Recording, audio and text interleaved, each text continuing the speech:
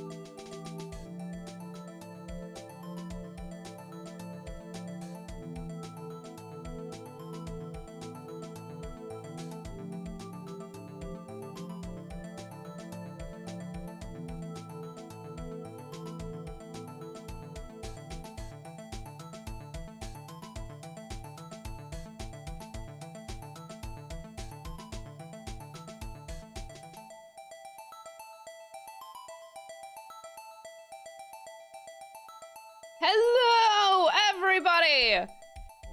I miss talking about Ace Attorney and my favorite fucking prosecutors and everything. I miss it so much. We are so back, y'all. Today is gonna be a hard day because I haven't thought about this at all. Much at all, honestly.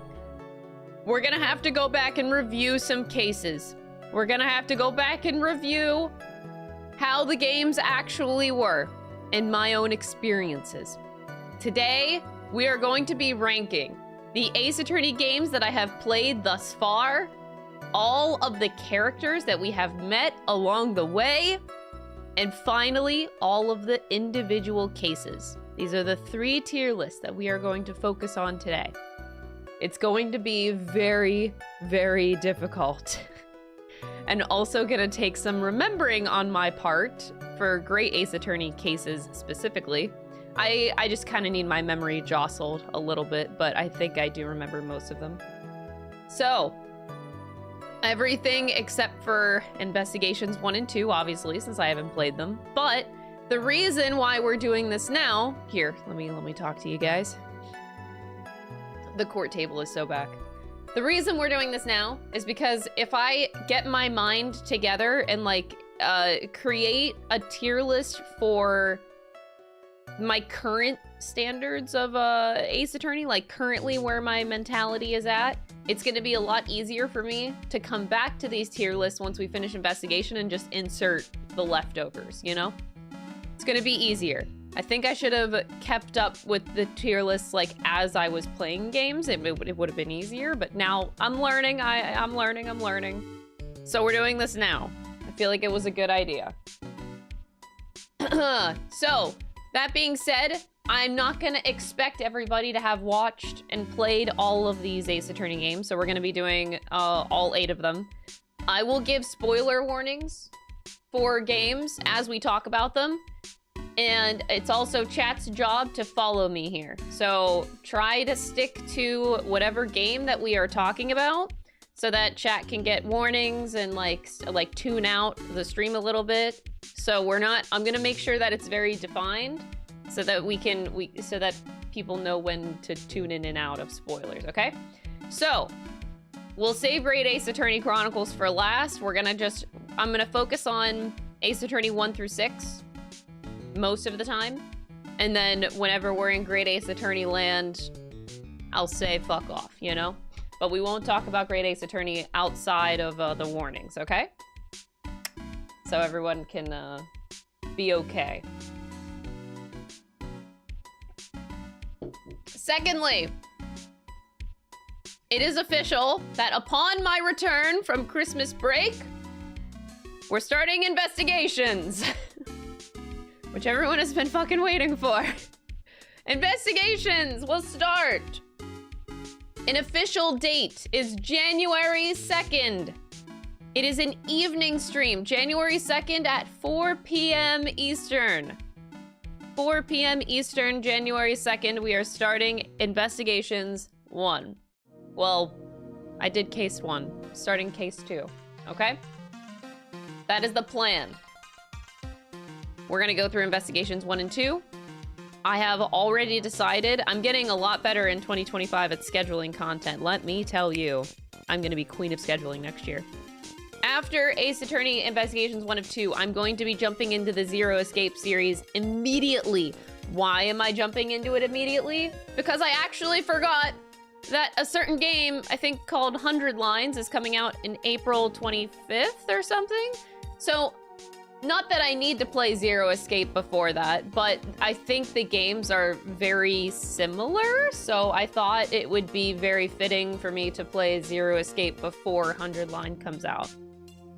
So it's a good, it's a good ease, it's a good segue when you have similar games played back to back, okay? So, investigations into Zero Escape. That's the plan for the next few months on the channel. In between those will be, of course, Pirate Yakuza in Hawaii. That's coming out mid-February. I don't know if that'll be, like, in the middle. I don't know how long Investigations is going to take me. Smirking cat face.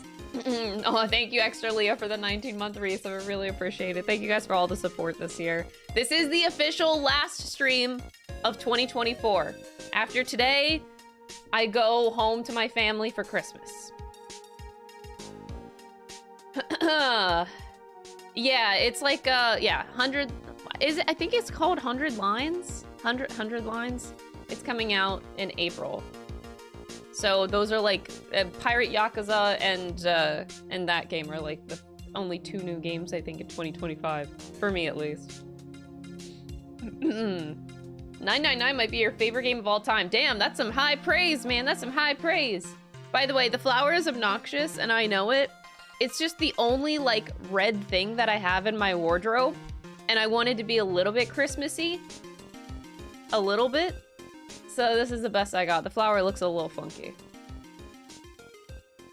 Yeah, I think this was a big Ace Attorney year for me, exactly. So, like, the more I thought about doing an Ace Attorney tier list stream, the more I liked it because it felt like I was putting, like, a pretty little bow on our Ace Attorney journey that we went through this year as our final stream of the year. It felt very, like, poetic, so to speak. So I'm personally very excited to go through.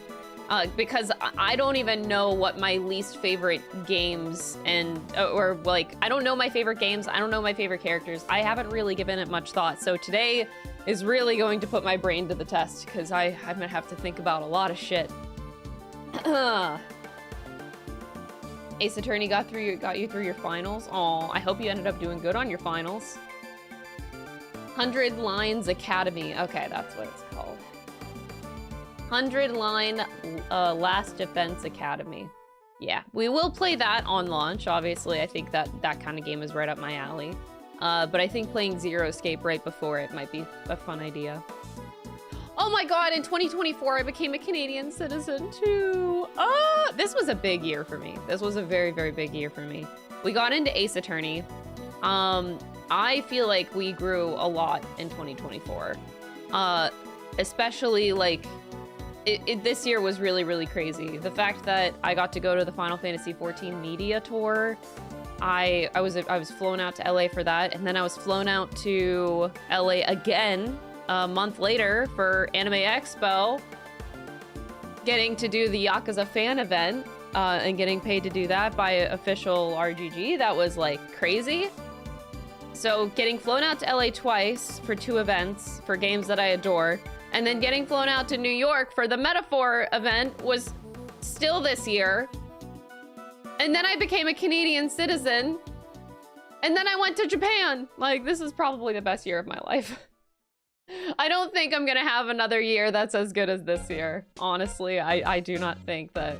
I think it all goes downhill from here. I hope you guys are ready for the downfall of me. Oh, I am a citizen now, yeah. I am. It's crazy just how much like shit we did this year. And next year is gonna be a lot of Crystal content. I hope you guys are ready. At minimum, you're getting 2 videos per week on the YouTube channel. 3 videos is my ideal per week. I would actually, it seemed like, now you guys can correct me if I'm wrong, it seemed like you guys really liked my discussion videos. I only did 2 of them before on my YouTube channel, but they performed really well and they were very highly recepted. We did 2 discussion videos where it's like I created a discussion thread on Twitter, and then you guys, I took the replies and then I created a discussion video out of the replies that you guys had. And the 2 times we did that, they were very well received. So I was like, oh, I think I'm gonna bring back more discussion videos. So if you aren't following me on Twitter, I will also do this on Blue Sky, by the way, so they will be posted on both. If you're not following me there as well. So I'll take the replies from those threads and then make videos out of that. I think I can do that on a weekly basis if there's like a good discussion topic. So yeah, I'm gonna be doing more of that next year as well, kind of like bringing that back. I have gotten into this mode in my brain in these past couple months that people do not care about my opinion, and I realize how wrong that brain worm really is. Like, you guys care way more about my opinion than I care to think, or that, like, it genuinely surprises me. So I need to like embrace that more, because I keep thinking that no one fucking cares about my opinion on things, but the truth is a lot of people do, and I think I've made a mistake in like ignoring that part. So I will put more of my thoughts out there, which will mean that next year I'll probably get a lot more ridicule. Because like, it definitely, when you put your opinions out there more, you get a lot more ridicule. But I think I'm at that point where I can take it. I care a lot less about what people think about me. So this is my year. Oh, thank you for using the shake emote. Oh yeah, we have a few new emotes to the channel. You'll have another good year. Aw, thank you, Manic. I appreciate it. I think I will continue to have good years, but this year was a really good year, especially for RPG gamers. Like, we had a fucking 2024 year, man. It was the best year ever. Oh, we're not gonna have an RPG year like this in a long time. That was so good. This year was amazing.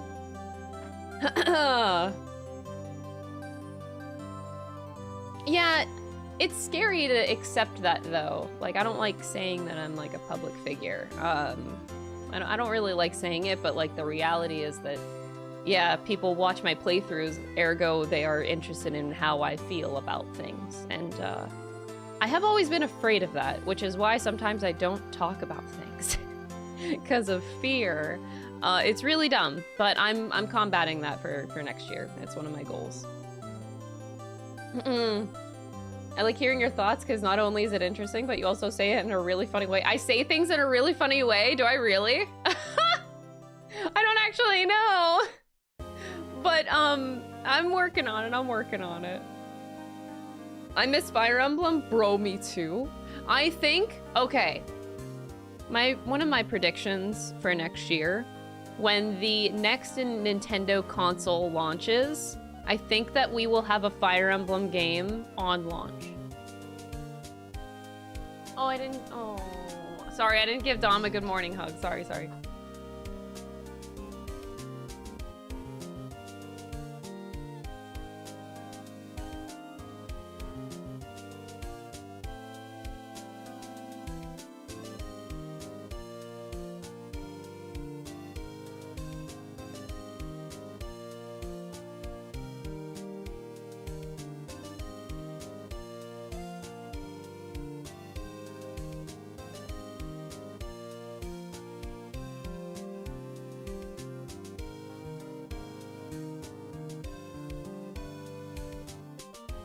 Okay, I didn't give Tom a good morning. Okay, we're good.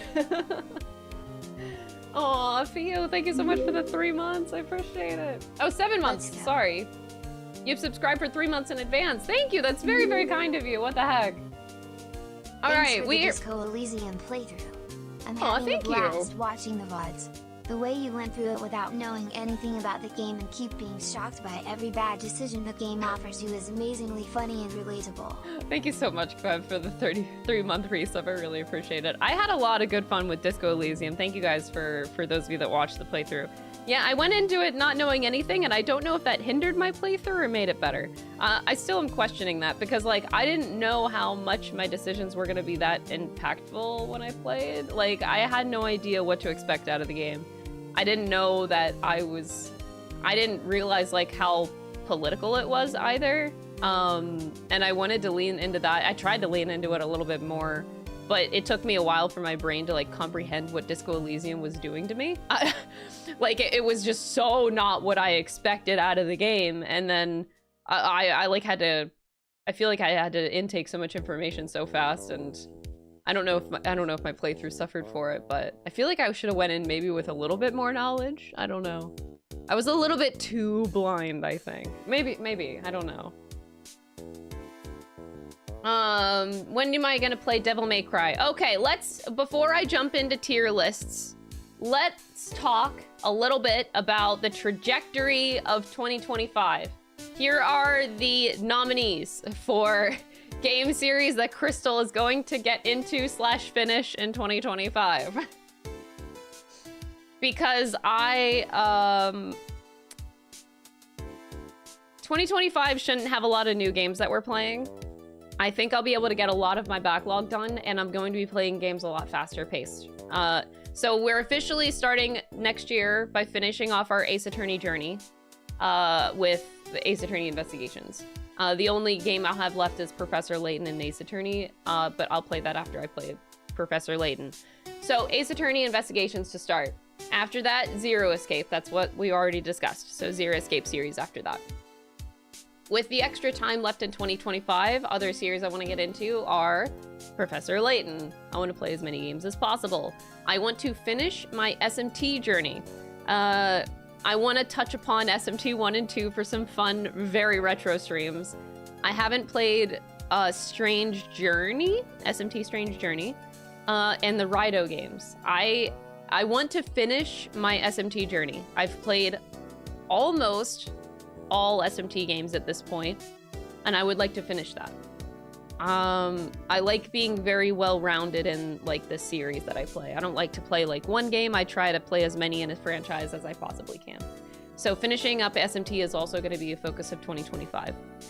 Devil May Cry is also on that list for 2025. So Devil May Cry, I will definitely be playing in 2025. I'm hoping I can get to Elden Ring too, but that's a little bit on the back burner because I want to prioritize these other series. And the final thing is finishing the Resident Evil franchise as well. So that'll be the final franchise that we go through in 2025. I have to finish Resident Evil. I did 1 through 6, so I haven't played 7 and 8. And then we were supposed to go back and play some of the classic games. So that's what 2025 looks like for the channel in terms of backlog, in terms of going back to my backlog, but we will throw in new games here and there and more collabs. Happy Friday, Crystal. Hope you will have a fun stream and happy holidays. Oh, thank you so much, Leon, for the 19-month resub. Really appreciate that. And yes, Tokyo Mirage Sessions is on that list. It's kind of like a filler game that I want to play. I will get to it. I'm just not sure if 2025 is the year. We will get to Elden Ring. We will. But I know that's like a lot of games that I do want to play in 2025. But like I said, the pace of streams next year is going to be faster now that I got like a system down. We talked to all the editors. We have a system down for how we want to translate streams to YouTube content and how that flow is going to go. So now that we worked that out, I can actually play games a lot faster and do longer streams. So that's what next year is going to look like. maybe more events, maybe more marathons. Like I might choose to marathon a game just like I did Persona 3 Reload, where we played like 12 hours a day every day until I beat the game. I might do that with more games, but yeah. Also, does anybody in this chat know the game? I have never heard of it before. Wise? Hold on, I have to actually open up my email because I forget the name. We have a sponsored stream on January 7th. I looked into the game, that's why I accepted it, because it actually looked interesting. It's like a remake of an old game. Oath of Felghana, it's called. Yeah, it's like, I think it's from the NES era, SNES, but it's being redone. So it's coming out January 7th. So we're gonna have a sponsored stream for that. It's pronounced yes? Ease? Oh, ease. Oh, okay.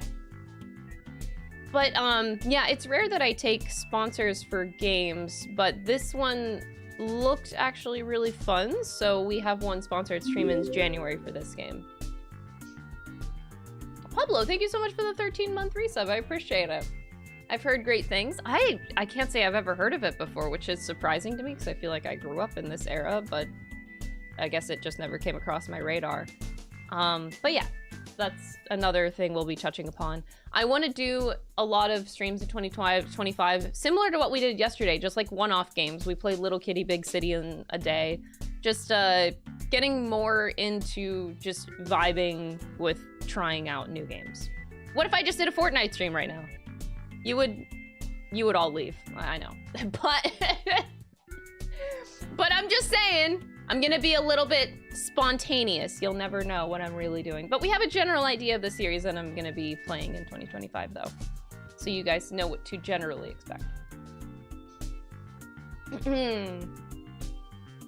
Am I willing to play a game that has Skibidi Toilet in it? Of course. Have I ever, wait, did that game ever come out? That's like Squirrel with a gun? Did that ever come out? I wanted to play that.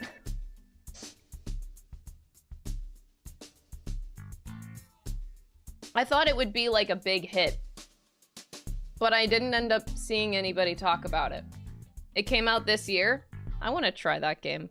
How much is it on Steam? Hold on, I gotta open up Steam. Squirrel with a gun. 17 bucks Canadian. Oh, it came out on August 29th.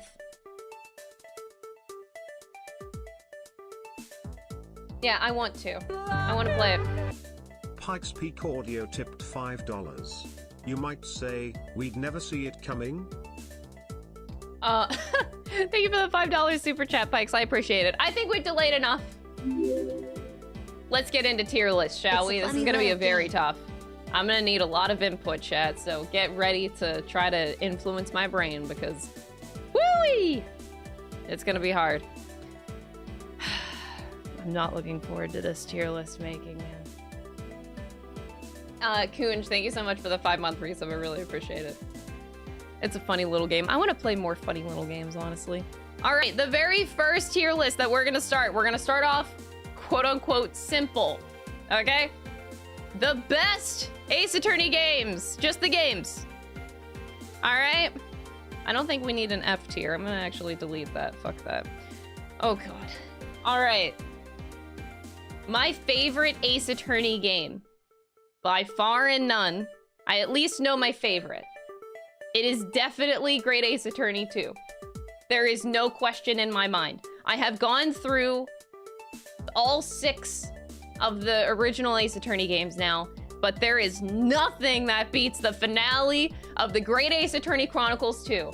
It is my #1 game. Holy fuck, that is so peak, and to this day, it is my favorite game of all time that I have ever played.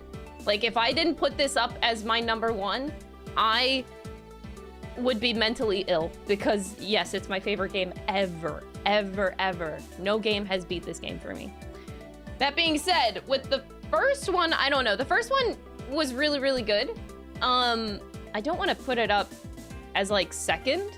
I still enjoyed it a lot for like everything that it set up. in the game. I think I'm just gonna stick it in solid A.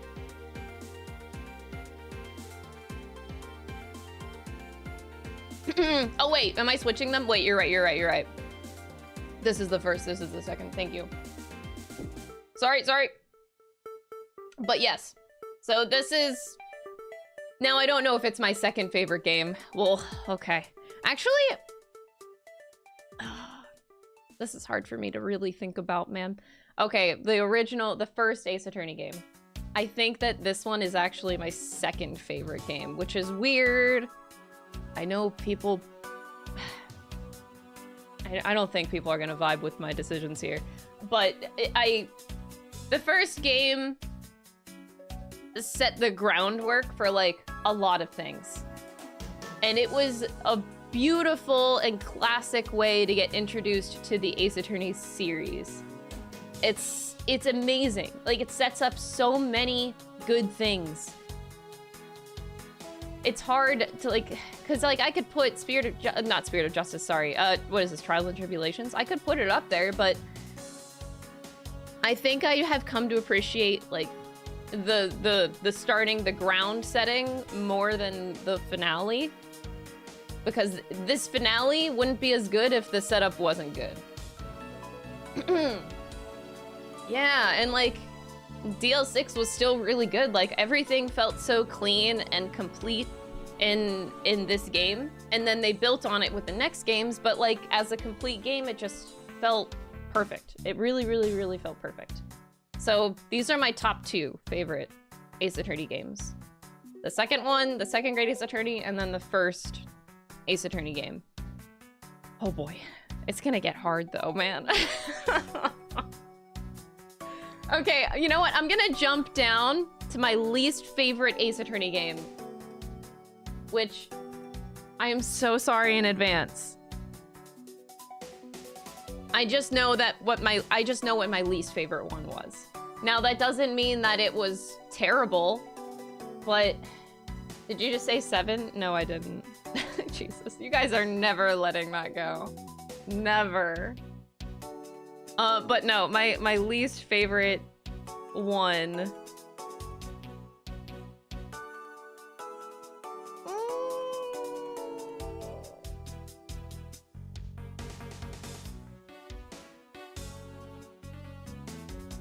It's actually 4. Like, it's 4. And, I know, like... I know that that's gonna be a bit... And I'm putting it in B. Like, it's still good.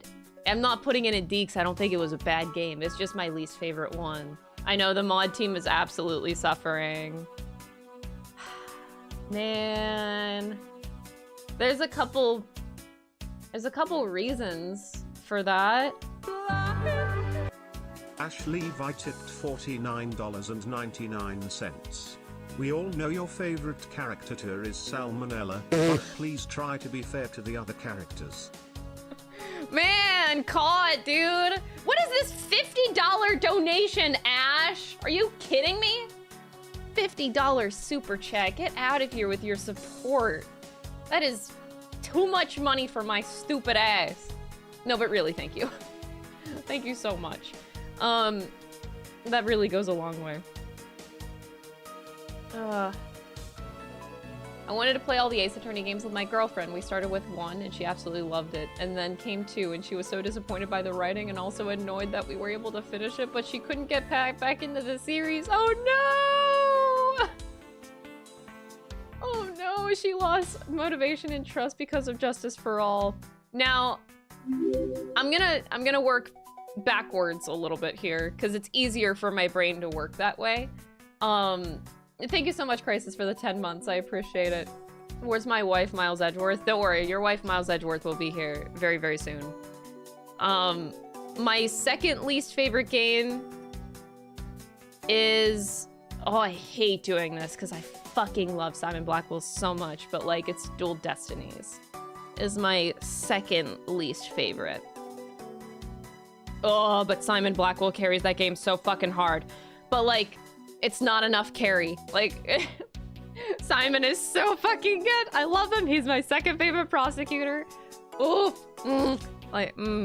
God, they just really needed to treat him better. Oh, I'm such a Simon Blackwell simp, but man, Dual Destinies. Did not vibe, man. He carried it like, okay, I'm gonna be straight up. If Simon Blackwell was not in this game, it would be the worst one. But because Simon Blackwell is in this game, he makes it better than Apollo Justice for me. Solely, it's just one character that carries it. Jesus, it's that bad. But like, the cases I found were enjoyable in Dual Destinies for the most part. You guys know, I know I get a lot of controversy with my Apollo Justice opinion, and that's fine. I will reiterate that I just feel bad for Apollo Justice in general. I feel like he just really got treated terribly for everything in this trilogy. But yeah, my biggest thing with that, it's like they tried hard to give Apollo Justice like an arc. It seems like such a forced arc for Apollo Justice in 5. Because of, and we talked about that, it's because of the large disconnect that there is between 4 and 5. It's a very big disconnect in story writing. But my biggest thing was that it's not the fact that Apollo Justice, his moment that he had that I reacted really badly to. It wasn't that, it was, what I was more so mad about was that it's the same character arc in 4, and then they just repeated that arc for 5. Like, they didn't do anything new with Apollo Justice in 4 and 5. He has the same arc. He has the same, like, you know, trust issues that he had in 4, and it's just repeated. There's no new things that he, like, inner turmoil that he went through. It's just the same thing. And then aside from that, I love Athena, but I don't feel like they included her very well in the game either, outside of like the Simon and Athena backstory. That's pretty much all that's going on there, is their backstory carries that whole game. I love Athena so much, though. I just feel like she deserves so much better. And then Phoenix exists. There's that. Okay, and then my third least favorite is definitely Justice for All. And this pains me because, like, the final case is my, spoiler alert, the final case is my favorite case in the whole franchise. Spoiler alert! But like, it's just that single case that carries Justice for All for me. The rest of the game is just so, it's a game. So Simon Blackwell carries this game, and then Miles Edgeworth in 2-4 carries this game. Otherwise, this game would be down here and this game would be down here, but like, oof. Oof, 2-4 is just my favorite.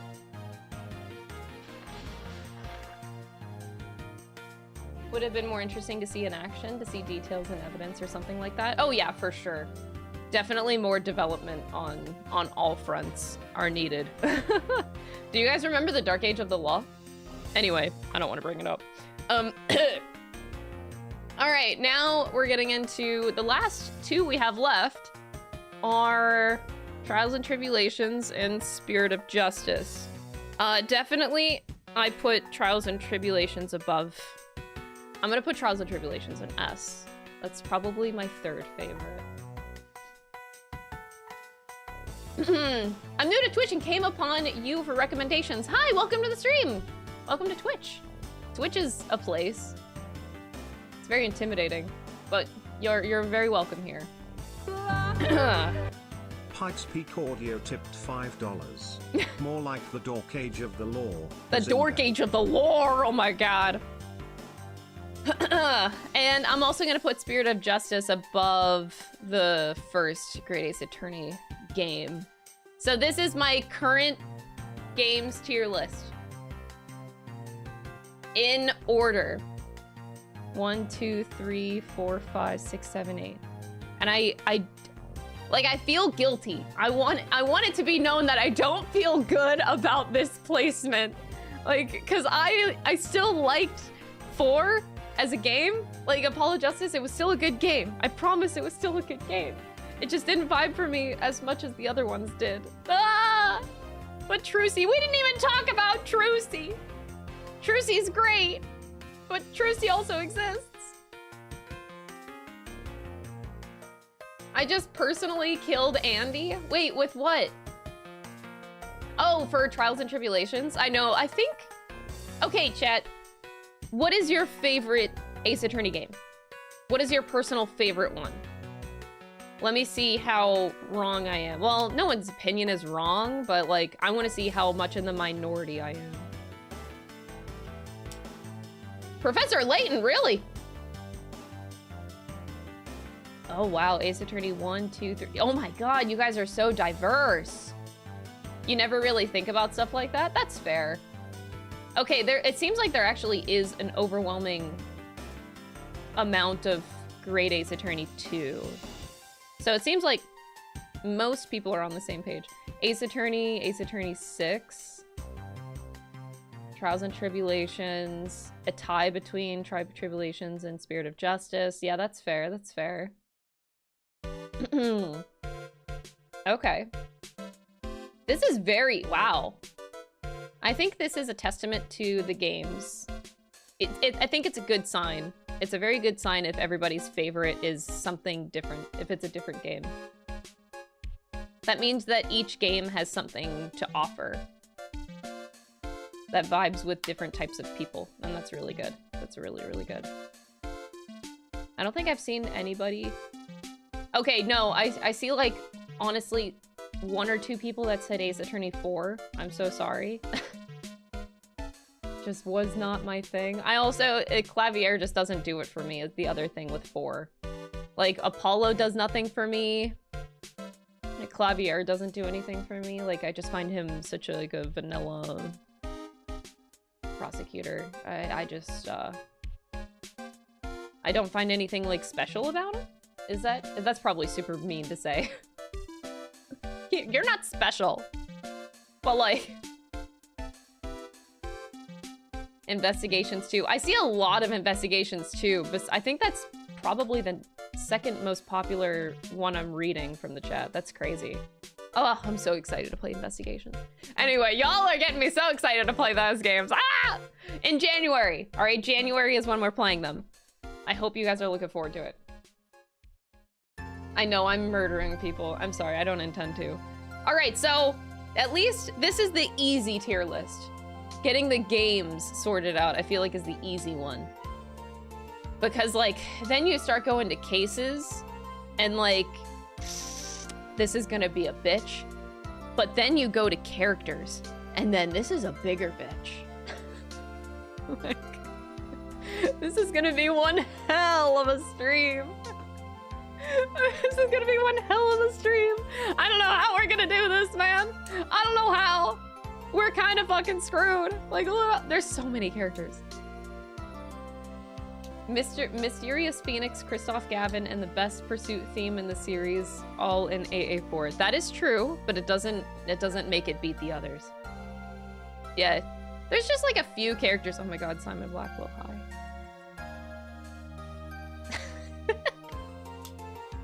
Sorry, Simon Blackwell was the first person I saw. I was like, I'm looking for Miles Edgeworth, and I don't even fucking see that bitch. Like, where the fuck is Miles Edgeworth? There's so many characters. Sky Nathanson tipped $19.99. If the worst games in the series can only go as low as B, it really speaks to the quality of the series as a whole. Yeah, exactly. It's a good thing. Thank you so much for the $20 super chat, Sky. I really appreciate it. Happy holidays, everybody. Did I say that? I don't know. It's a Christmassy type of vibe stream today. Oh my god, the parrot is fucking here. There's Phoenix and Mia and Maya. Can't believe Angel Star is like the first one on here.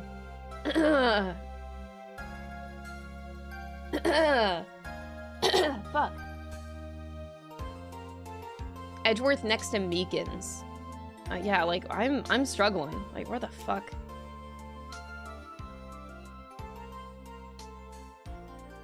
Second row?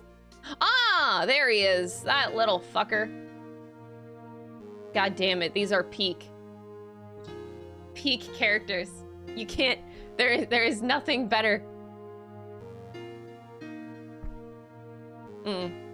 Anyway, I need to not work on characters right now.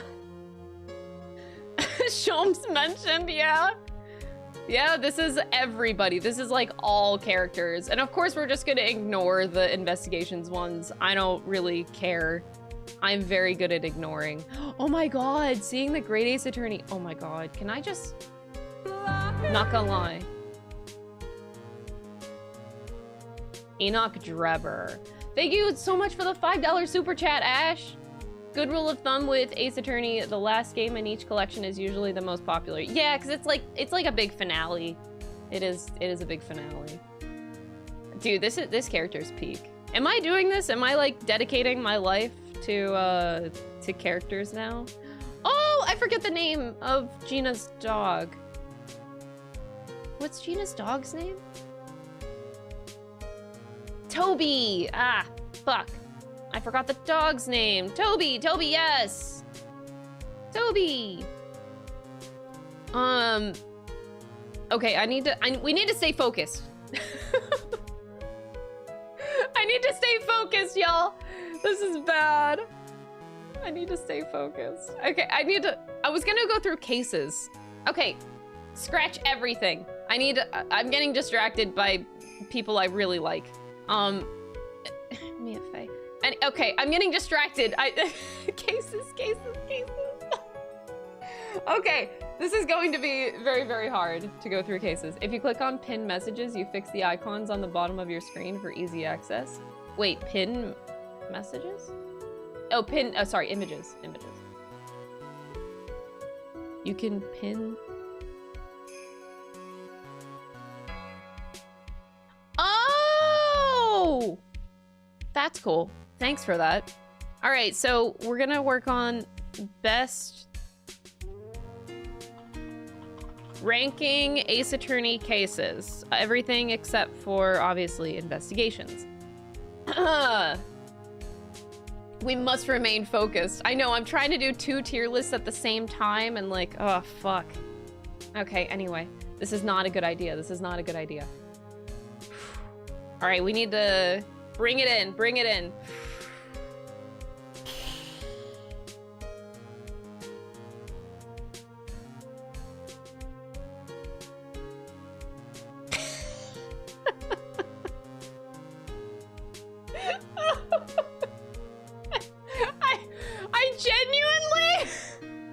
I genuinely love the soba noodle arc so much. It is the most useless fucking trial in Ace Attorney history, and I love it for that. It is completely useless.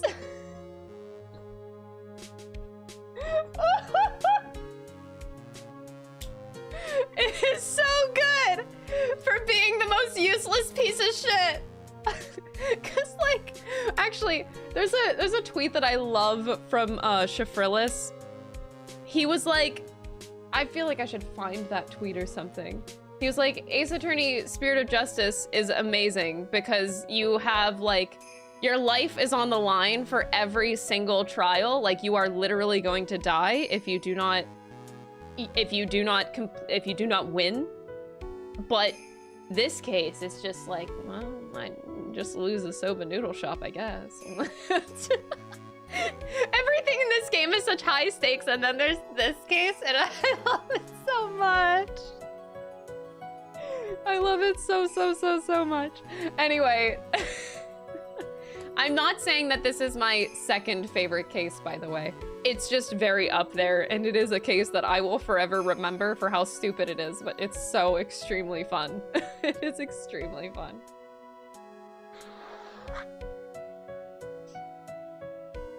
I'm here for the vibe cases, in all honesty. I'm very here for the vibe cases. Okay, I feel like I should really work in order. This is very hard for me. Working in order.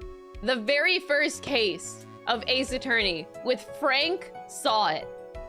Frank did it. I think it's a great like opening for the Ace Attorney franchise. I really think so. It sets a good tone. It's a good tutorial case. There are better tutorial cases, but I think it's like a decent one. I'm gonna put it as like, and you also get introduced to the famous Larry Butts. But I don't know if I want to put it in like good or like mediocre. I feel like it's good. Like it's actually a good start to the series. You can't go so hard when you're introducing a lot of characters. It's short, it's gets you acquainted with the game, it's a good tutorial. Yeah, it does it good. It's a pretty decent introduction. I don't know how much better you can get. Introducing your characters, introducing the concept of the game. It does good. The second case is Mia. Yeah, this is where you meet Maya. This is Mia dying right away. Welcome to Ace Attorney. Your mentor is dead right away. Famous red white. I think that this is a great fucking case. Honestly. Like, you just started this game, and your mentor is fucking dead. Your hot mentor, your booba mentor, is immediately dead. It's so good. I'm debating on putting it as, like, outstanding, but, like, is it outstanding? Let me think about that. You get introduced to Maya. You get introduced to the gimmick that Maya is such a great punching bag for the series. You get introduced to Miles Edgeworth. And then your mentor is a ghost. There's just so many great things about it, but I do think that it should just be a great case. It's not like outstanding, but great. I think it's great. All right, next case is this. I'm gonna need to remember. I'm gonna need chat's help sometimes. I think this is the Steel Samurai, correct? The Steel Samurai. With Will Powers, we meet Old Bag. This is a fantastic case for Miles Edgeworth. It really shines his character so much. It showcases how silly he is, how much of a dork he is. You get a lot of flavor of Miles's character out of this case, which is fantastic. It starts making you think that maybe Miles isn't all just being an asshole in the court. Maybe there's more to him. It does wonders for his character. But you also get to have Maya. You get to have good moments with Gumshoe. It's pretty good all around. Wait, you're a 1-3 hater? Wait. Why? This might influence me. Wait, so like, if you don't like it, what are the reasons that you don't like it? Oh, from like being a 3-day case? Wait, was it a 3-day case? I don't remember. So many people dislike 1-3. Oh, really? Because it was, so is the only reason people don't like it is because it was 3 days? Like it was really, really long? It's kind of mid and way too long. I would agree that it's too long. Yeah, I think that's a fair assessment. It is. I didn't realize it was 3 days.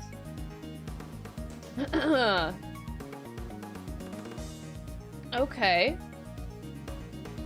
Hated for the backtracking. Okay. I don't think it's terrible. Like, I wouldn't put it as mediocre. I don't think that that's quite fair to the parts that the case does really well. Like, I would say that it's good. Okay, but D. Vasquez is really great. I also love the moment where Gumshoe saves your ass. Like, that's also really great. We would have died. Salmonella does... He's interesting, that's for sure.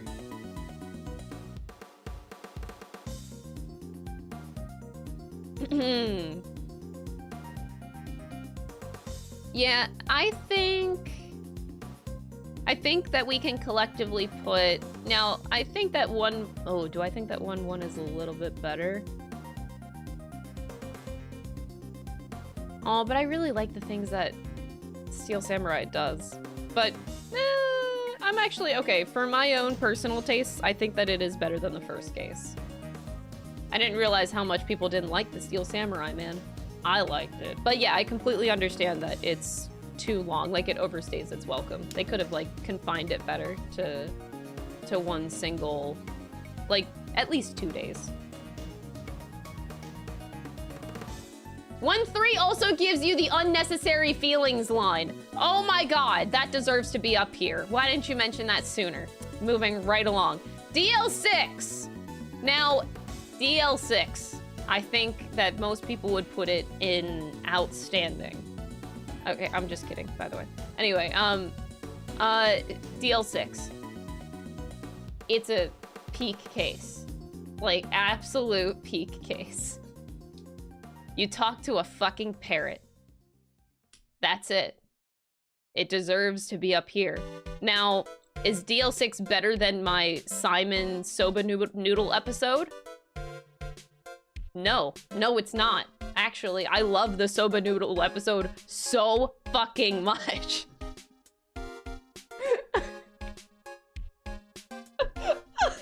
Imagine putting Soba Noodles above DL6! I have problems! Anyway. Ugh. 6-4 is so good. I know that people are not going to agree with me on this, and I am fine with that. I just love how much of a pace breaker it is. It's great.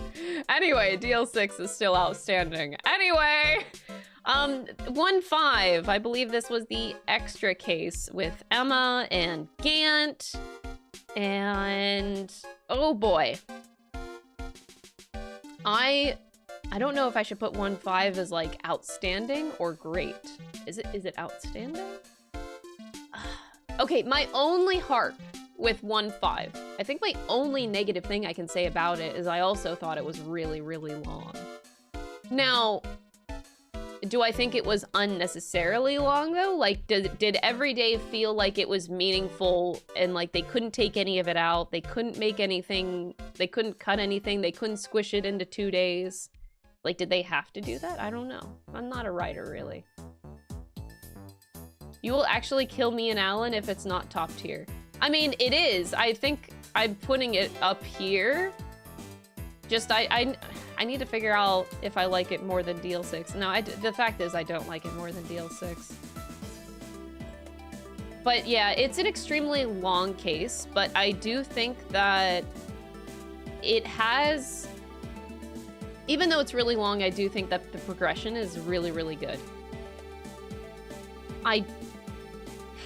The only bad part is trying to figure out... Like, I remember we were stuck a couple times trying to figure out what to do next in the investigations parts of it. So that was a little bit clunky.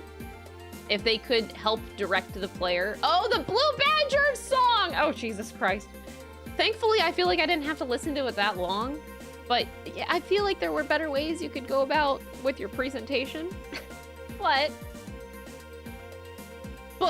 the best parts about 1-5 though, which make me want to put it above DL6, honestly, is Miles Edgeworth is peak in that case. Holy fuck.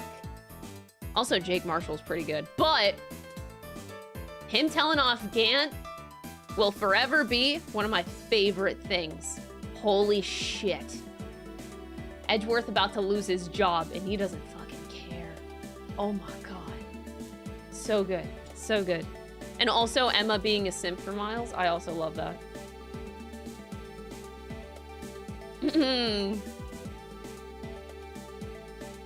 That's true. The vase part. Oh god, the vase. So you guys told me that when my chat exploded and I got the vase thing on the first try, and I didn't believe you guys when you guys said it was like a difficult thing. So I looked at a bunch of different Let's Players videos on the vase part.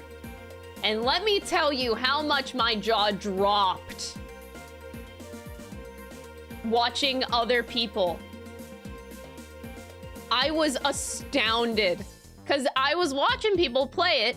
They're like, it looks like the vase is lined up perfectly, but somehow they didn't get it. I don't understand. I'm like, dude, it looked perfect. How did that not go? And then I realized, now I have the perspective after watching a lot of people having gone through the vase part, and I cannot believe how lucky I was. Truly. Now I understand. But that was wild. So, man. All right, I want to hear the chat's opinion. Do you guys like 1-4 or 1-5 more? Which one do you like more between these two? Do you like DL6 or do you like 1-5? I myself am leaning toward DL6 being better.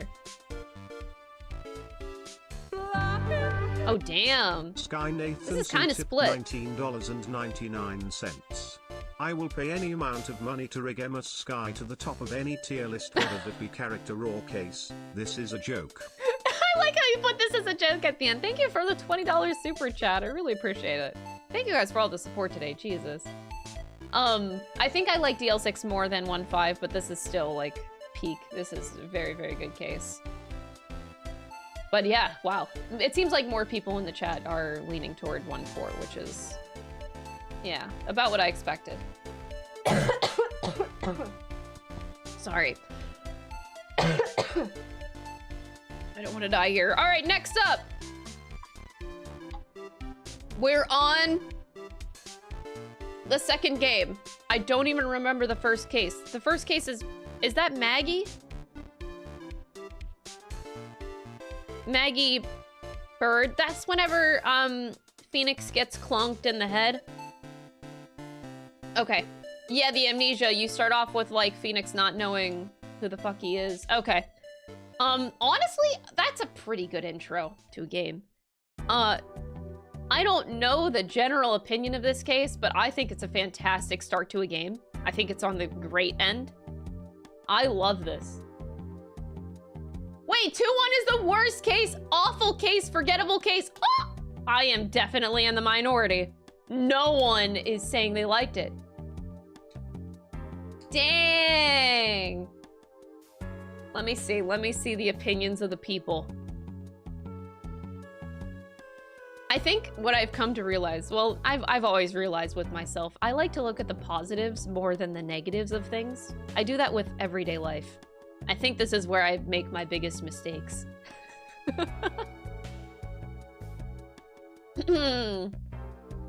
It's bad, it's peak for why are we going through the basics again? It's a, yeah, in terms of like tutorial, yeah.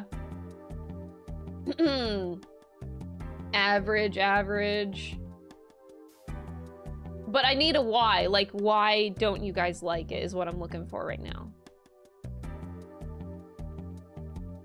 It's a very good concept for a tutorial. That's what I was thinking. Like, I think of it as like, does it do its job for a tutorial case where it gets you intrigued in the series and does the job pretty decently?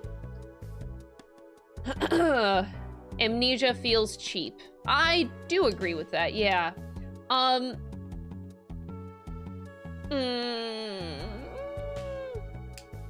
For some reason, I only give it a pass because I know it's a tutorial, but that is still annoying. Like, I get that. I like how we're focusing on the amnesia part and not the Maggie part and the whole case. But I guess thinking about the case itself...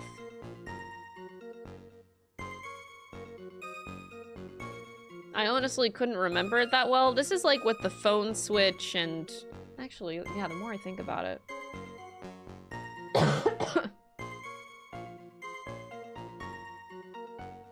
This is like with the phone switch and like the boyfriend and the guy. Okay, yeah. And the payphone. Yeah, I forgot about the case. The dying message. Not knowing her name, yeah. Oh man! Yeah, those kind of cases really do make me mad. I fucking hate the writing, the victim writing their killer's name in blood in their final moments of death. How many times does Ace Attorney do this?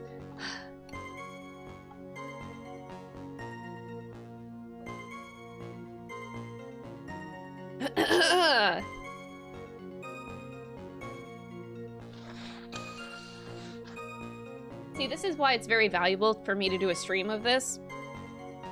Because, yeah. Fuck, sorry. I'm gonna put it in mediocre. The impossible dying message is awful. Yeah, I really do. I really do hate that.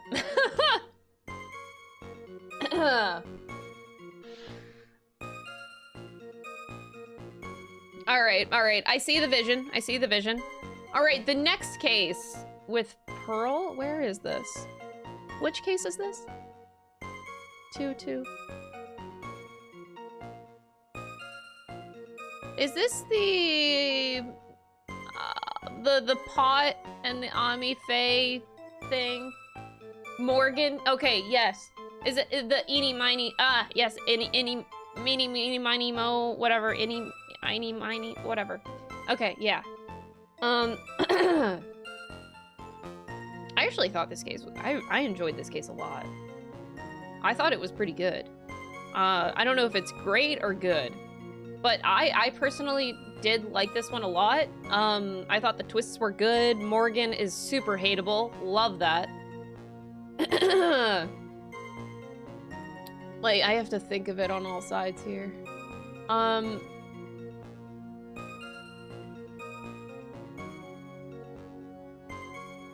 I thought the mystery was good, the conclusion was good.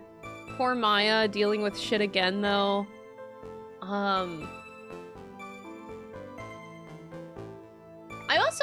don't think it's talked about much, but I also like the fact that, like, the doctor's role in it. The initial doctor that comes up to get the spirit channeling. I kind of like that he just is an asshole from the get-go. I love that. I think I love that because there's, like, technically multiple evil people in 2 too. It's like Morgan, the doctor, was an asshole, and then you also have Innie Miney, but that was, like, more tragic. And then the face swap. I liked all the twists in this one. This is actually, I think it's actually great. More than good. Also, Franziska, yes! Franziska, you introduce Pearl, you introduce Franziska. And then you introduce Morgan, too, as a really hateable villain. Turner Gray, that was the doctor's name. Yeah, that guy. I forgot his name. Oh, the intro to Psyche Locks, too. Oh my god. Is that really when it was introduced? That's fantastic. I didn't know. I forgot about that. Yeah, this is a great case. I guess, do I want to put it above the Mia Fey case, I guess, for me? Intro to Hottie Clinic. Oh, we don't talk about that. The Return of Lotta Hart. Oh my god. Oh, we'll get to the characters later. Oh boy. Oh boy. The Psycho Locks. Now that's in Trials and Tribulations. I think for me, I personally like it more than the Mia case. I like it more. I'd put it there.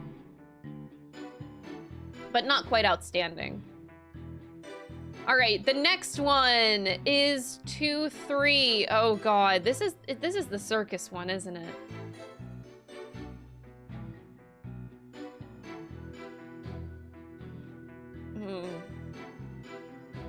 I like how whoever made this tier list, they just put a portrait of Franziska, and they didn't put a portrait of any other character. I think that this person who made this tier list did that on purpose. You could have put, like, Mo here, or, like, Maximilian here, or, like, anybody, but, like... Oh, it's the actual case art? Oh my god! Did they really just put Franziska there for the case art? Oh! Well, then what are the devs doing? Did they know that this case was bad?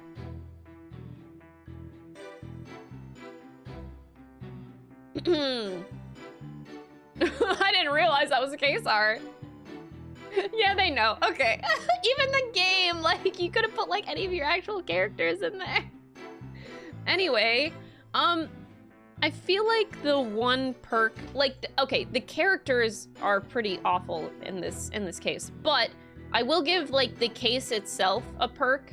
I did enjoy the conclusion of the case and the mystery. I think the mystery is still there, and, like, the actual case itself is good, but it's just the characters along the way that make you really want to, like, Persona 3 yourself. It's just, Shutakumi said that he wrote this case drunk. I'm gonna need a source on that. I'm gonna need a source.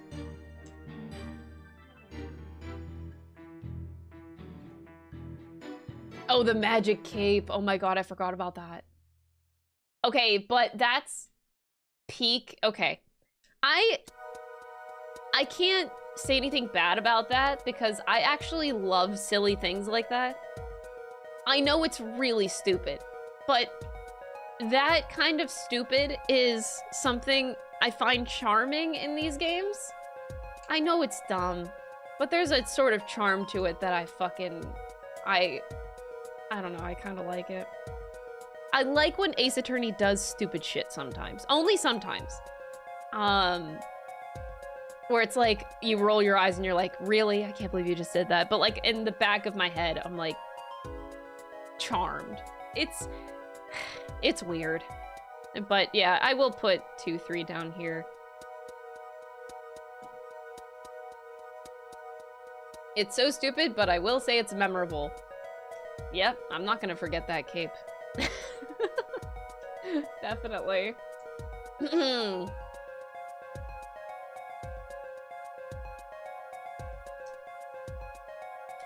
Yeah.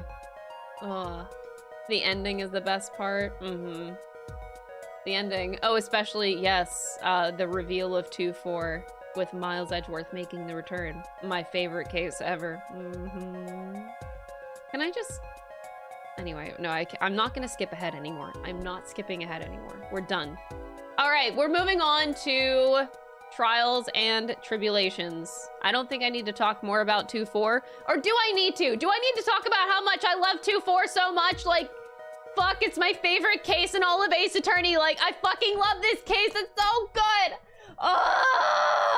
The way that you're just like so full of emotions. The whole game, they set up like Phoenix is depressed and sad, and then like all of a sudden Edgeworth comes in and makes it all worse, and Phoenix is the emotional turmoil of Phoenix like loving Miles, but like at the same time hating him so much for leaving him in the dark and being such an asshole, and what the fuck is that suicide note? And then like the whole case itself was just so good, and the way Edgeworth helps you, the blackmail is so good. The blackmail, it's the first time you're faced with like such tough decisions in Ace Attorney, and like the way that your brain has to think in a different way for the first time in the whole franchise, and you just like, you have to save the bad guy, but then there's Adrian Andrews, who's also like fucking peak character. Adrian Andrews is so good.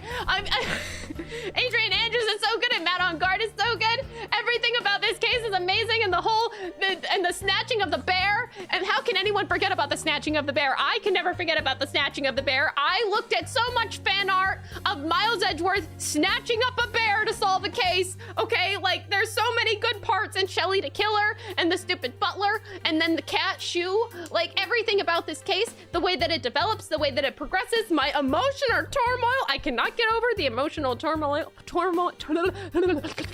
the emotional turmoil of this case is just so good.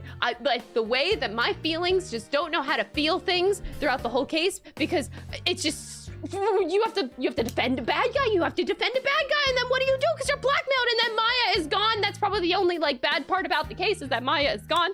But Maya ends up turning into a total badass because of Mia. Like, the way that everything just comes together, and Mia and Maya and everyone works together, and then Gumshoe gets hit by a car, and then Francisca comes in and helps and saves the day. Just everything about this case is so fucking good. Everything. That's it. That's my rant.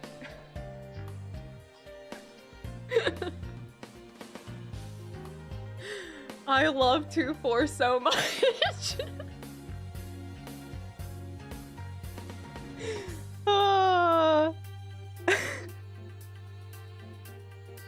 Anyway. I need to like take a deep breath after that one. I was very invested into talking about how much I love 2-4.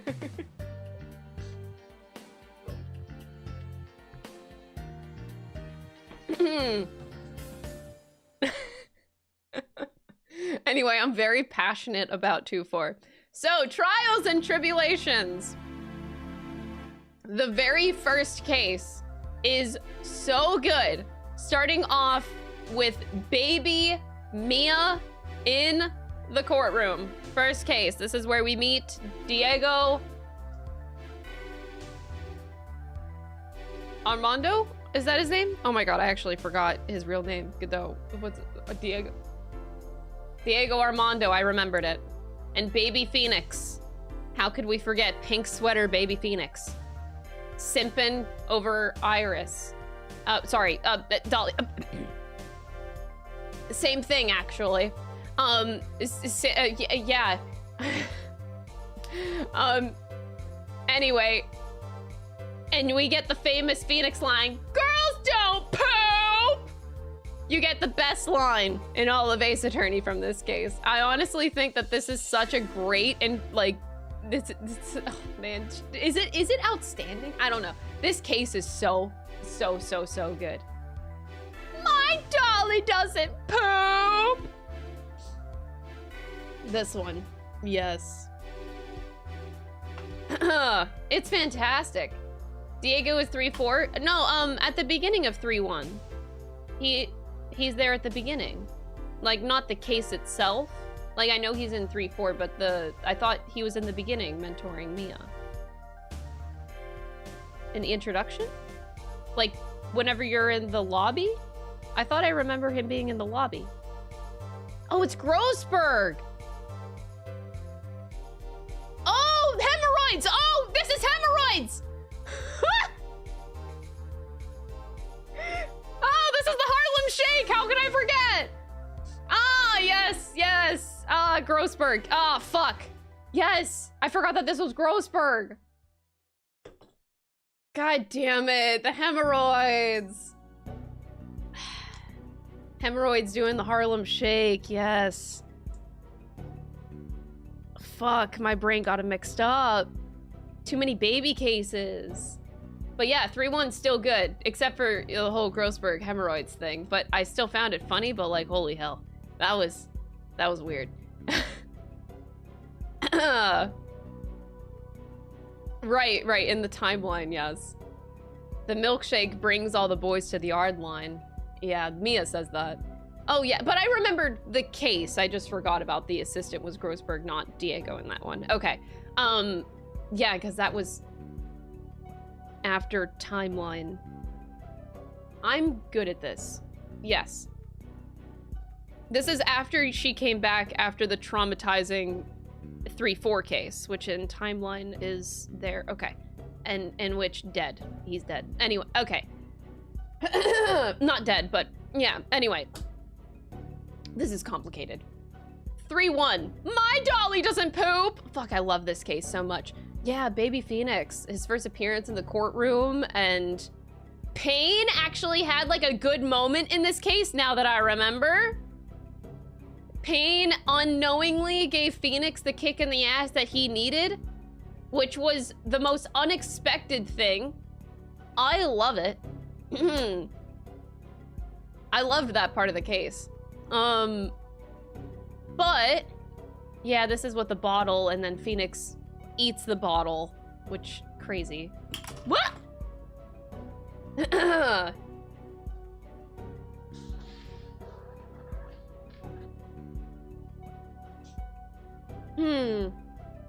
But now that now that I fully remember this case, do I think it's great? Or do I just think it's good? I think, because like it does a lot of really good things though for setup. And in terms of being a tutorial, it is still good because you're getting the tutorial through the lens of Mia, which is, I think, like pretty amazing. So it's definitely like, without a doubt, it's definitely the best tutorial case of the franchise. But I also want to take into account that you can't, like, it can't be the best tutorial in the franchise without the previous context of the other games, too, I think. Maybe. I don't know. Maybe I'm wrong in that. But regardless, I still think it's the best one, whether you have context or not. I don't know. Is it better than Mia's death case? Honestly, Phoenix plays a really, really good role in this case, though. I actually think I like it better than Mia's case.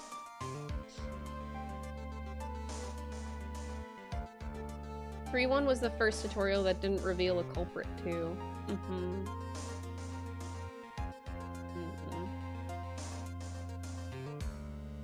Oh yeah, seeing Mia in action, because we barely got any of it. Ugh, Trials and Tribulations really delivered, man. Love this game. Did I put Trials and Tribulations? Okay. I was just making sure. It's in the S tier. Just wanted to make sure. Okay. Phew. Gotta make sure I did the right thing here. I'm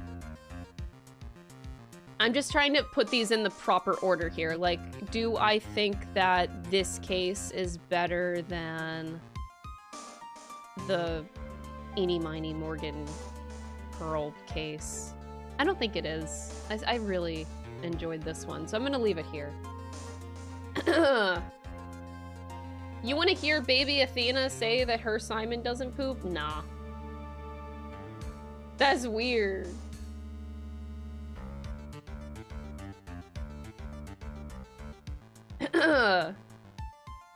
Alright. Next up, we have the introduction of Godot. What case is this, though? I don't remember. How does he get introduced? I remember the maid one and the awful French restaurant. Mask to Mask! That was the second case? Zvari! Oh god. That was the second case? Really? Wow. I don't know why I didn't... That's actually the second case. So this is the one where Adrian comes back. Which, peak decision.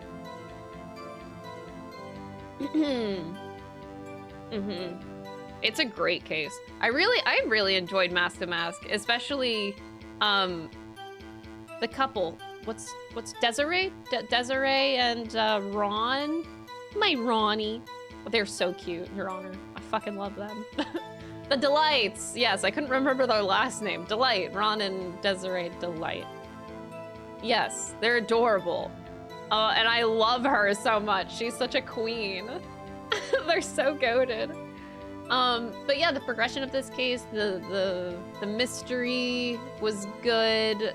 I also enjoyed the part, especially where you have to, like, Phoenix goes into the trial knowing that he has to make it fast because the coinciding trial was happening in the room next door. So in order to get Luke, like, Luke couldn't be committed of two crimes. Like, we had to, I liked that dichotomy happening of you had to be fast. That was, I don't think we had something like that before where a trial was happening at the same time and we kind of had to, like, beat them out. That was cool. The dual jeopardy thing, yes. I enjoyed it for that part, especially because I felt like it was just a new court mechanic that we didn't have. Like, I say court mechanic, like, I don't know court things. So it's just a new thing that we learned from courts. Oh, right! Godot's intro. This is my first case, so I'm undefeated. Right. I'm an undefeated prosecutor. It's my first one. No, it's a great introduction for Godot as well. Honestly, this case is really good. Shit. It's a good case. Is it outstanding, though? No, I don't think it's outstanding, but it's a fucking good case. It's a really, really great case. I think I'd put it king of the great tier. I really liked everything about it. We get the Godot theme. We get to learn about Godot in general. Adrian Andrews is a fucking mess, but we love her. the crime happening at the same time. Yeah, there's a lot of just good things. It's a very solid case. Also, I just realized I like to have on chat on the screen. There we go. Hi, chat. Now you're on the screen. The callback to the Fae items foreshadowing the end. Yes, yes, yes, yes. The urn and then the Shimi Shito, the sword. And now you can see yourselves. This is gonna be made into a YouTube video, by the way, so I hope you guys are saying hi to YouTube. Make sure to say hi to YouTube. All right, the next case is the French one. Oh God, this case was interesting. So we have Maggie who came back. I forget. I called him Armstrong because he reminded me of Armstrong. The guy's name, I forget.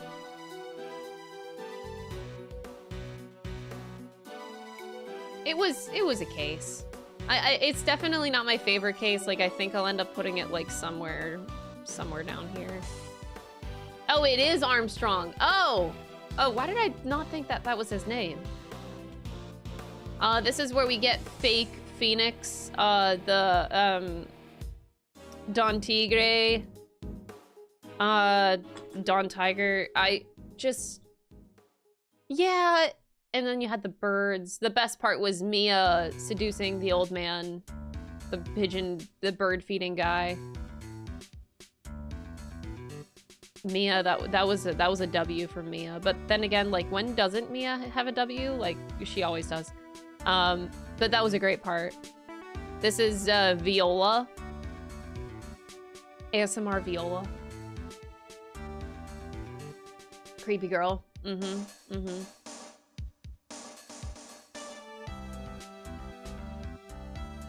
Yeah.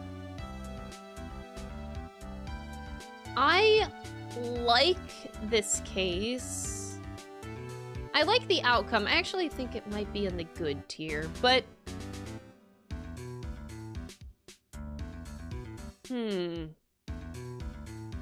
Oh, I guess this is another really good foreshadowing moment for Godot with the red on white stuff. It has good... I forgot about that foreshadowing that is in this case, too. Fuck. How did I forget that? On the apron. Yeah, couldn't see the ketchup on the apron. Just like little foreshadowing things. Subtle. This game does a lot of that, though. All the Ace Attorney games that they're foreshadowing. It makes me want to replay them just for that. My brother, for those of you that... I think most of you guys know that he's playing Ghost Trick right now. And, like, watching somebody else play Ghost Trick, holy fuck. The writing has me, like, cracking the fuck up on a second playthrough because of how, like, the foreshadowing is in that game. It's crazy.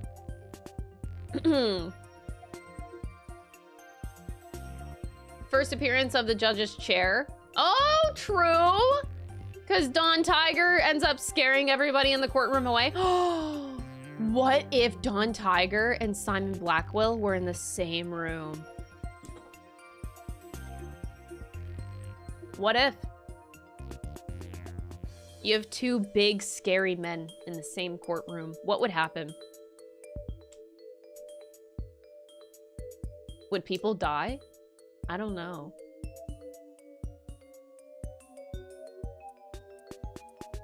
Because the other time that the judge was scared was of Simon Blackwell. Because Simon got an aura, but so does Don Tiger. So, like, I need, like, a 1v1 of Don Tiger and Simon. They would kiss. Doubt it. But, hey. Blackwell just uses Tiger and as an excuse to leave. But no, that would make him weak. He can't do that. Oh, it would be part of the drama TV series. Probably. They'd be in jail as two convicted criminals. They would be. That's very cute. Simon and Dawn Tiger as cellmates. I need that fanfic. Writers!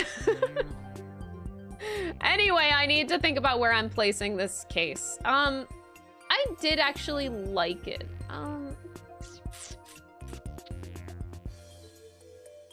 I thought the case, there's just some parts of the trial itself that I think I remember finding annoying. Especially when Armstrong was on the witness stand. I'm trying to remember, because my memory is faulty a little bit. But that's why I'm trying to really think about it. Because I remember being a little bit frustrated with the trials. And I'm not sure why. I can't really remember why. There was like some things about it that were frustrating. We had Dawn Tiger to carry it. It's fine. That's true. The old man's part of the trial was useless. Oh! Yeah, like his whole testimony. Huh? Oh, thank you.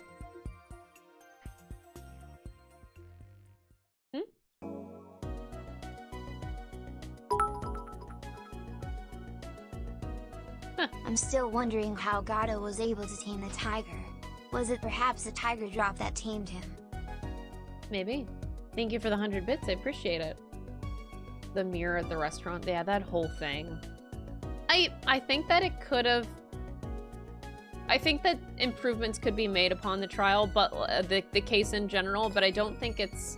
I don't consider this case to be great, but I would put it at the king of the good tier, I think, in my eyes.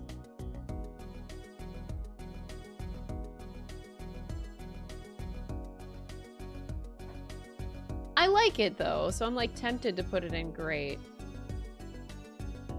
But I don't know, I kind of personally don't find it all that great. It had a lot of good moments though. I'd love to see Godot and Simon in the same room. Man, you would need like a fix-it AU for that.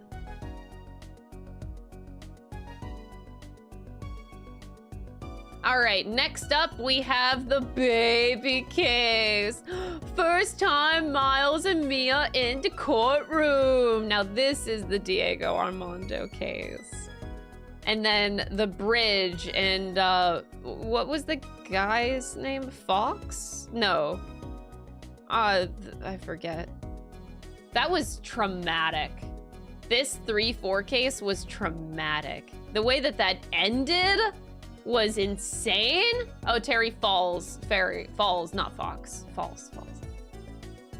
Yeah, it's great. I don't know if it's outstanding or great, but this, I fucking loved this case. Honestly, man, I kind of want to put it in the outstanding tier. Cause fuck. I think that the whole progression of this, like, it was a short case too. Wasn't it only like 1 or 2 hours? Like, it really was short. But I also loved the ending being like this unsolved thing. And just generally super depressing. Diego smashing his cup at the end. Oof. And then we find out that Diego, all of the lines that Mia spits at us throughout the games, they actually came from Diego.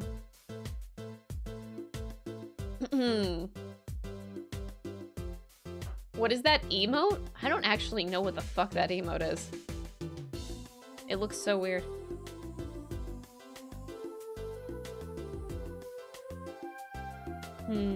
Oh yeah, the Phoenix is in the hospital, like, reading this whole thing. Yeah, that's true. 3-4 seriously lacks in the funny department. I think that there's a time to be funny and a time to be serious, and I think a lot of 3-3 ended up being funny. To the point where I think it's very fitting that 3-4 is more on the serious end of things. You need a balance, and I think that, especially because 3-4 is so short, I don't think it should have room for funny whenever it's a very serious and sad case.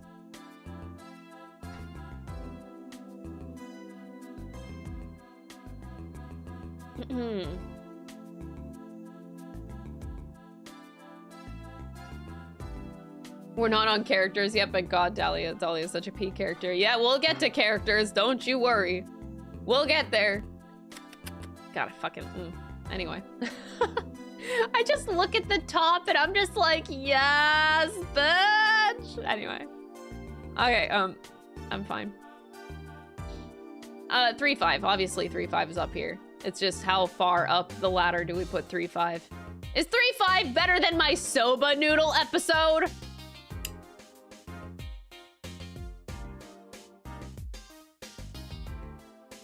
Fine. Fine. But my soba noodle episode is fucking amazing. I'll have you know. All right, like, it barely beats.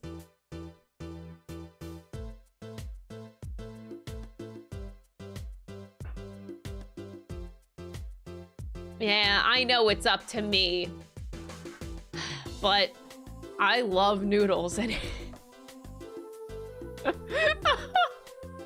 I am a pathetic human being. No, anyway, 3-4 is a really amazing case. I feel like I should put DL6 above my soba noodles. All right, I'm changing it. I'm putting DL6 above my soba noodles. Okay, but this being said,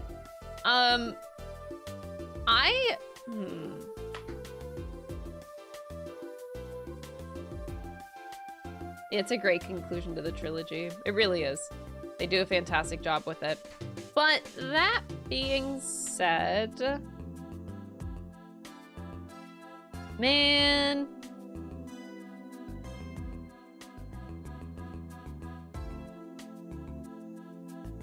I'm feeling very stuck here because there's a part of me that thinks I like DL6 more than the finale.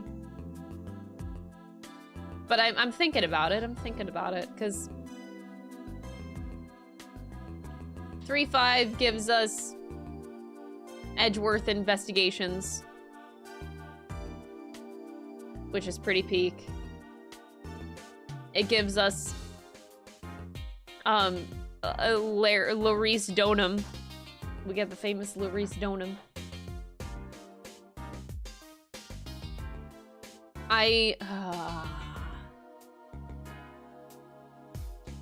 The twists are so good in this, in it too, though. I think where 3-5 definitely has DL6 beat is in the twist department.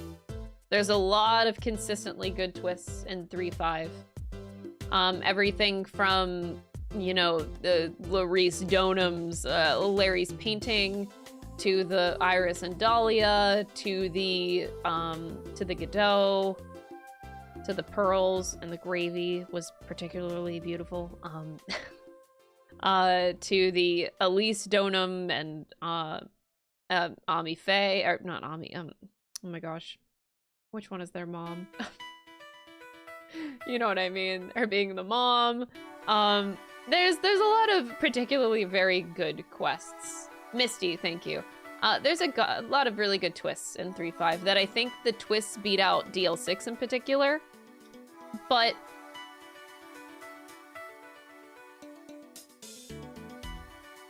man, the emotional turmoil of DL6 is what I go back to. Because the case, here's me.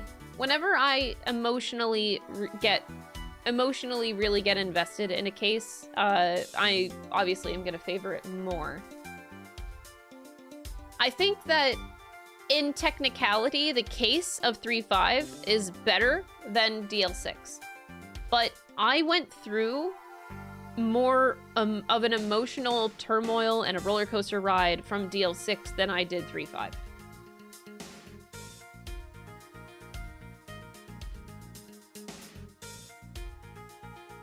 And obviously that has a lot to do with me loving Edgeworth so much. But the story just...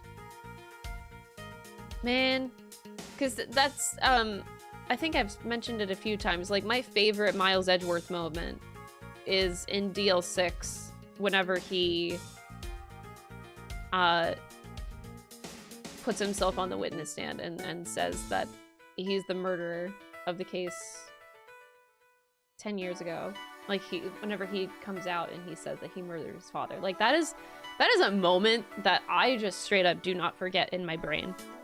It's such an, it left such an impact on me because I was so afraid of it happening, knowing Edward's character, and just that emotional turmoil that put me through for him to go forward and do something like that.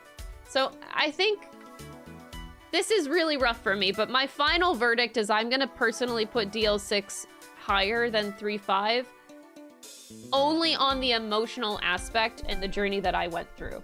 Now, I think that 3.5 is a technically better case than DL6, but I would favor my emotional journey. I did not have as much of an emotional journey in 3.5 than I did in 1.4. And I favor my emotions. So I think that's my final verdict. This is why 2.4 is up here. Because, like, the case is both amazing and the emotional turmoil I went through is amazing. Oh, anyway, 2.4. I cannot go on a rant about 2.4 again. Anyway, we need to move on to the fourth game. Like, 3.5 is good for playing as Edgeworth, and that was great, but that's just exciting, but it doesn't put me on a journey, you know? I'm looking for the highs and the lows. 3.5, I feel like, just had a lot of highs, but I like that roller coaster. I favor the roller coaster. I hope that makes more sense.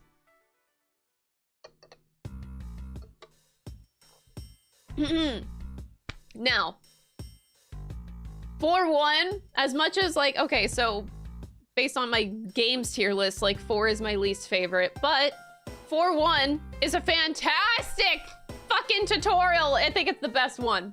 Holy shit, it beats 3.1 for sure. And it, maybe it goes like right here. Maybe it goes like right here. I don't fucking, fuck. It's so good.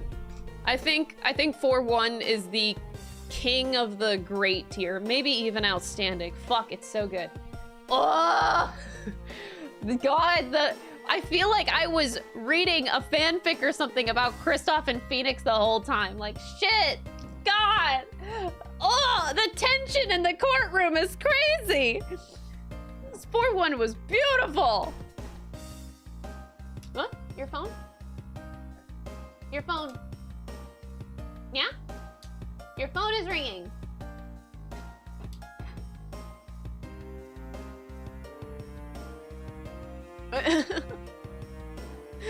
Tom is like listening to me talk, but his phone is ringing and he totally missed it. But anyway, 4.1 is an amazing tutorial. I actually am kind of considering putting it in outstanding because for a tutorial, it's fucking incredible. It's definitely my favorite part about this whole game. It's definitely the most memorable. I haven't played these games in years and I can't remember any of the cases, but I remember 4.1. Yeah, and I think I will end up being the same way. Because I can tell you right now in this very moment that I am not shitting you that I forget the finale of this game. I don't even remember 4.4.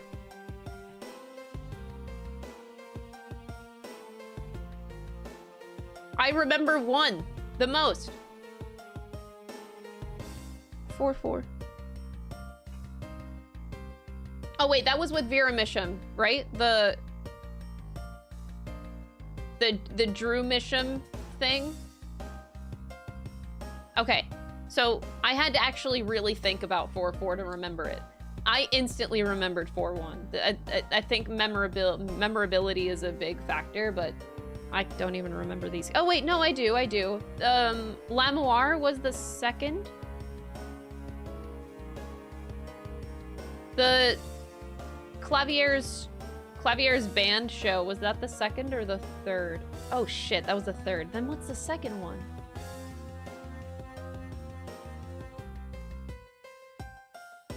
Oh, Walkie Kataki. Oh, the Katakis were the second one, right? And the L Dunes noodle stand? Yeah, okay. Holy shit, yeah. 4 is a rough one. Anyway, I think for me, I'm actually going to put... I'm going to put the first case in outstanding. It is a kick-ass way to start the game. However, I will say that there's a huge caveat to 4-1. I don't feel like it's as good if you don't know who Phoenix is. Like, if you don't have prior context of 1, 2, and 3, it's not nearly as good. So, it's hard to factor that in. Did anybody in this chat play 4-1 without knowing what 1, 2, 3 and wants to share their experience? Like, I'm genuinely curious because I don't... It's only because we know and love Phoenix Wright that we love this case. But without that, it's kind of dead.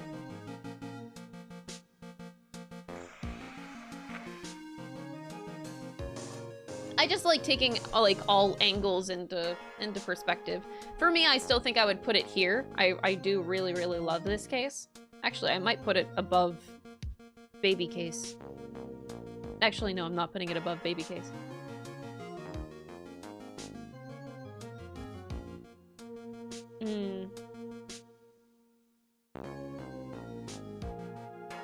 To be honest, if you don't know who Phoenix is in 4-1, you'll want to after the case. That's true. It could give you like a curiosity to like, oh, who's this famous guy?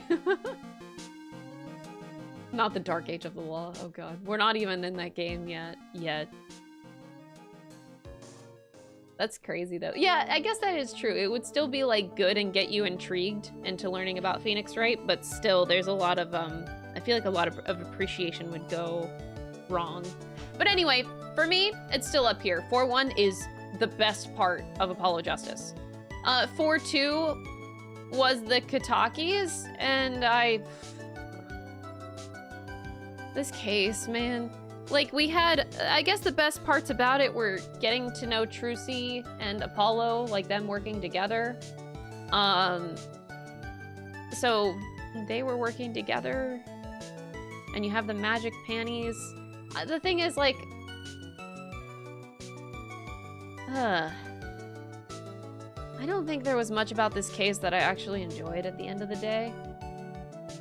Like, I think the case was, like, just good. I'm leaning toward mediocre, but, like, like,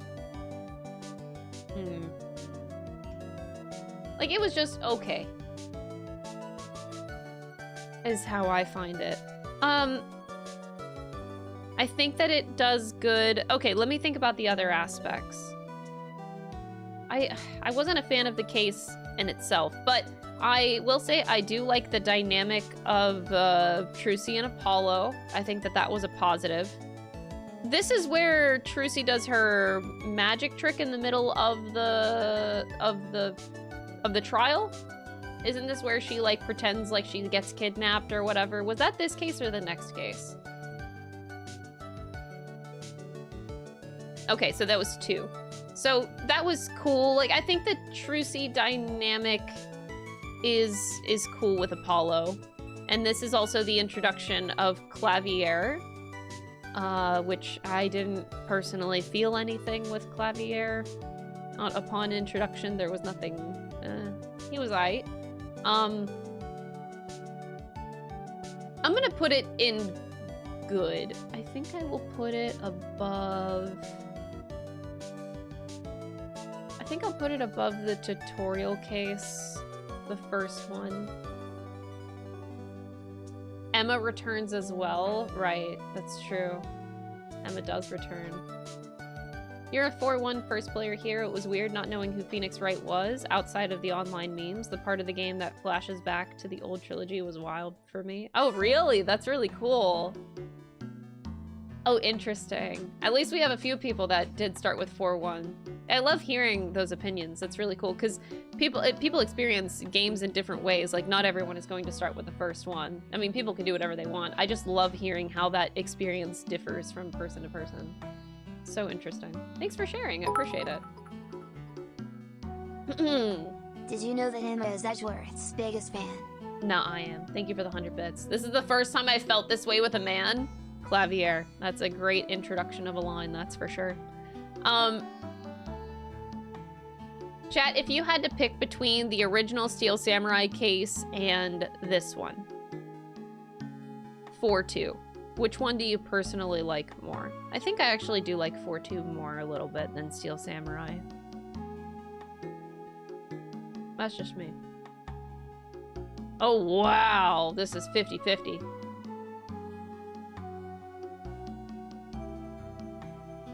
Holy shit. Y'all are like actually 50-50. I don't think there's a 4-2 because it doesn't have salmonella. Oh my god. Shit. I think there may be a few more people saying 4-2, but this is pretty 50-50. That's very surprising.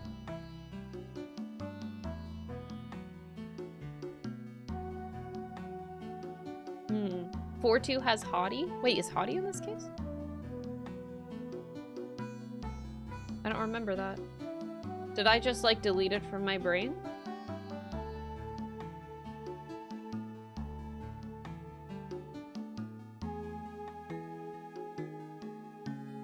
I love the Katakis. Oh, the Katakis are great. I'm definitely not disagreeing with you there. That was really enjoyable. 10-second jump scare? I really don't remember Hottie at all. But yeah, for me, I'm gonna put 4-2 above, just barely above the Steel Samurai. All right, next up we have 4-3, which is our concert case. Guitar lighting on fire. Lamoir singing on the stage. Siren as Romaine Lettuce's final dying words. I am a 4-3 defender. I enjoyed 4-3. I think it's pretty good. I think I enjoyed it more. I'm just seeing how much I like it in comparison to the other cases. I think it's more on the great side for me, but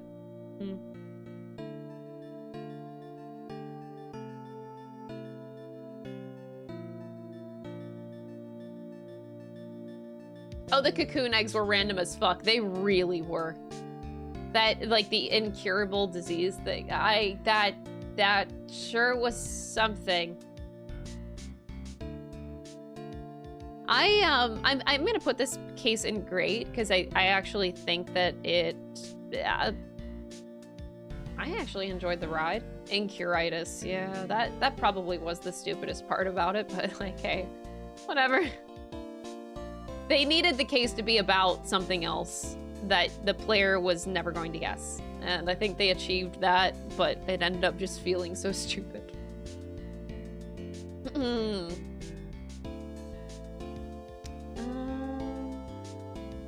For me, it might sit right here because I think I like the Mia case better.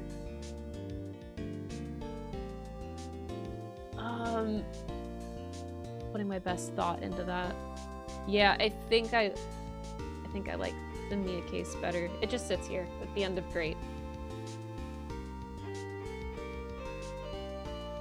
The faked blind 14-year-old. Yeah, and then Lamour also faked being blind Sky too. Nathanson tipped $9.99. That's crazy. Do you want to watch the video again though? Do you want to watch the video again? Maybe I do. Maybe I do.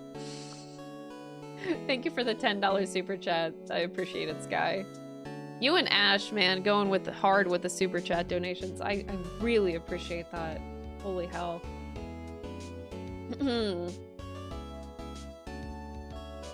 But yeah, I think this is a fair assessment. Okay, then we have the last one with 4-4 and, oh god, Kristoff and, oh god. Ugh. Kristoff is scary.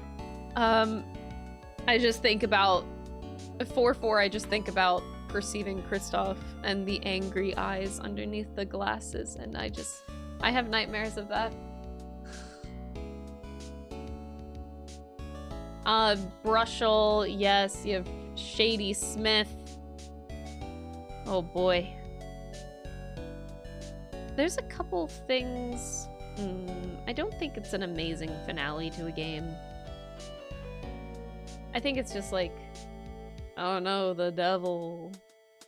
I found that part kind of lame, but I think I'm very much in the minority there. The whole devil thing, I was just so unimpressed. Maybe it's because I already suspected Kristoff at that time, but I don't know. It just felt weird. The weird time travel bit was rough. I think I liked the presentation of the Mason system myself. I thought it was cool to like jump back and forth to try to connect the dots from present to past. I thought it was cool.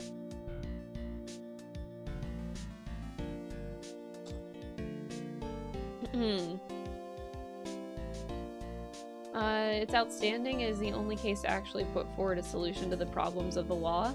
Oh, with a jury system? Yes. That was really cool. Of Phoenix to like wait to pin Kristoff when they had a jury system. It's true. David! Ah, the origins of David. Right. How could I forget?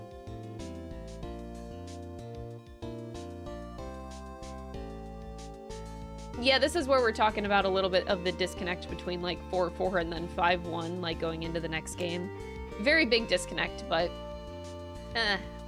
well, we're just trying to take it case by case, really. Iggy! Hello, welcome.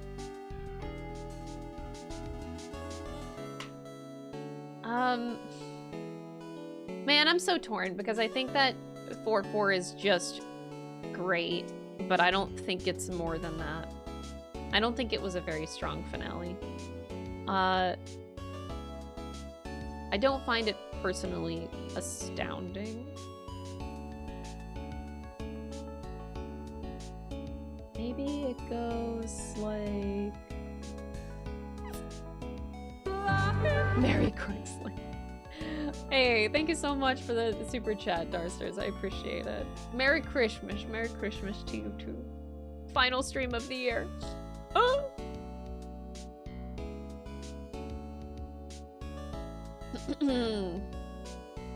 Yeah, 4-4, I think that's a good way to put it. 4-4 has amazing moments, but it's not amazing overall. I think, yeah, on an overarching scale, I'm just sitting there like...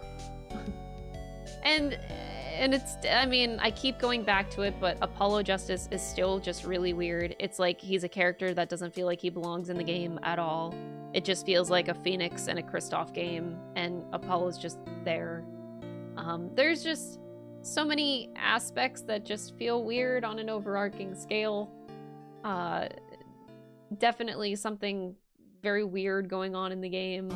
So 4-4 doesn't feel as complete. But I think I want to put it...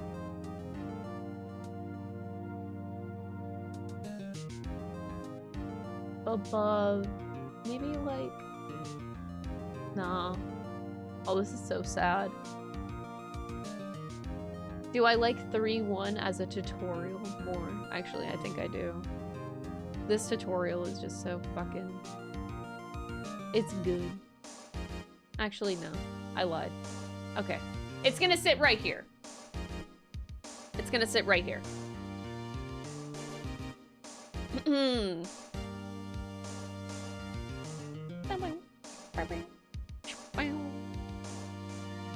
Cool, buddy. Shoot to Kimmy didn't have complete freedom writing the game. Yeah, it definitely shows, unfortunately.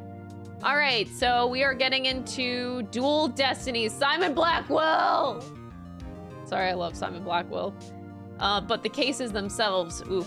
I don't even remember the first case. Oh, the bombing of the courtroom.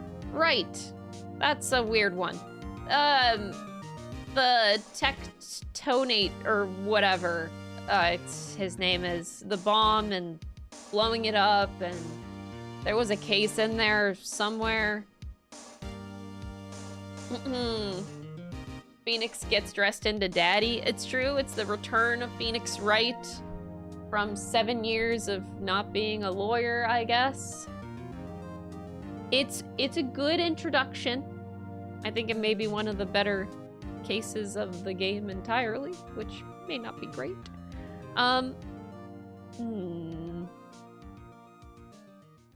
It's a good introduction. Blood dying message again. Oh, our favorite. Have you heard about the Dark Age of the Law? We didn't even get there yet. We didn't even get to the Dark Age of the Law. Your take on Apollo Justice? Phoenix could only achieve what he could due to Apollo and his sense for the truth, and Apollo is still the main character due to his relationship with Trucy, and also Phoenix is just teaching Apollo on how to fight corruption. Well, yes, I agree with you. There still isn't enough Apollo in the actual game where he makes like a meaningful difference, because it's like still true that Phoenix carries the game on his back. It's like a yes and no, where it still feels extremely weird. It doesn't feel fair to Apollo, essentially. Because, like, man, Phoenix had his own 3 games and didn't need that. He had, like, Mia. Mia immediately took a back burner. And then you have your assistants, but yeah, Apollo didn't get enough to shine. Like on his own. Alright, back to the bombing of the courtroom. I did enjoy the bombing of the courtroom, and then Phoenix, like, getting acquainted to being back in the court. I think it is a great case. No Simon Blackwell yet, but, you know.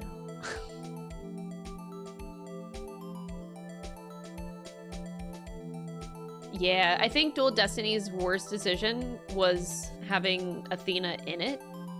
Because, yeah, Apollo once again got a back burner. Like, it's so hard to share protagonist roles. Because Apollo just got, like, this weird back burner. Like, Apollo was supposed to have a backstory with Clay. It ended up only mattering in the end. But he had a temper tantrum throughout the whole game, which was fucking awkward.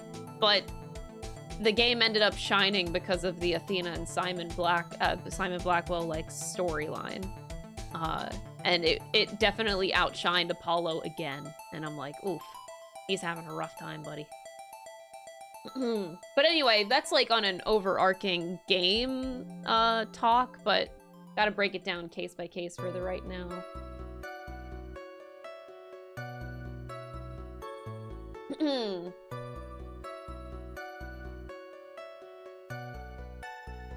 It could have worked if it was just Apollo and Athena. But then you also have to fit Trucy in there somewhere.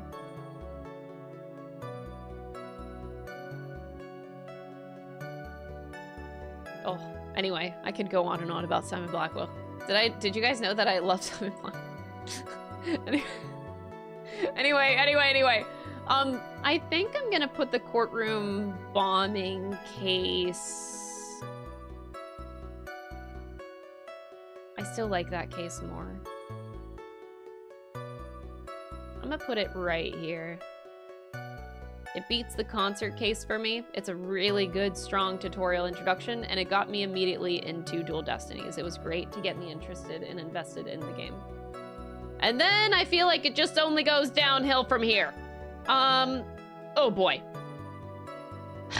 This next case, this was the, I don't even know how you describe it, and this was the weird, I don't remember the names of the entities. I did not like 5-2. I did not. This was just... Oh, Jinxie. Yokai, thank you. The Yokai case. It was, yeah, the Nine-Tails Fox and the Crow. I don't remember the name, but... Oh boy. The case itself, I didn't even find that interesting. Like, the progression of going through the case... Straight up, I think it might actually be in the disappointing tier, but like above the clown. Like, I don't think that the case was that interesting, and the progression of the case and the mystery and the plot twists in it were, well, I found them too predictable. It didn't seem like much effort went into it at all. LaBelle is sure a person that exists. Like, the best part about 5-2 was the introduction to Simon Blackwell, but is that enough to carry it? Maybe it makes it mediocre because of Simon, but the case was so weak. I don't even think it... Yeah, the only saving grace of this case is the trials.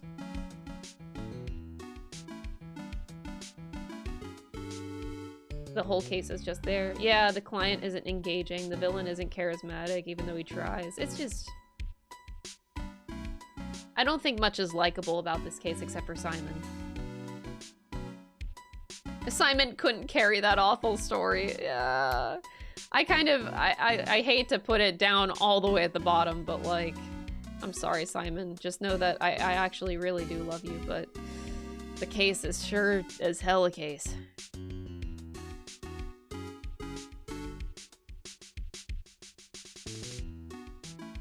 Looking like the Jonkler. He did look like the Joker eventually, but still it's like, oof. It's weird. Anyway, that's all. 5-2, oof. 5-3, this was the Academy, right? I don't even remember the name of the Academy. Athena Aristotle means and the Dark Age of the Law. Have you guys ever heard about the Dark Age of the Law? Man, I fucking love the Dark Age of the Law. This is such a great case, baby. Okay, unironically, I did actually like some parts of this case, but I thought this case was like good. I did enjoy the going to the academy. I did think was cool. Still frustrating with Phoenix, I guess. I love Phoenix to death, but him being a teacher, I thought was a good kind of way to put into it. It was something. Like, I would put it better than the tutorial case. I don't know if I'd put it better than Steel Samurai, though. I don't think it's better than Steel Samurai for me. The friendship between the trio was a good point. I agree. That was really, really cute with Hugh. What's the other person's name? Hugh O'Connor. Robin!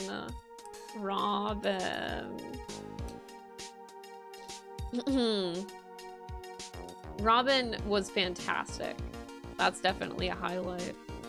That was a really, really good reveal too.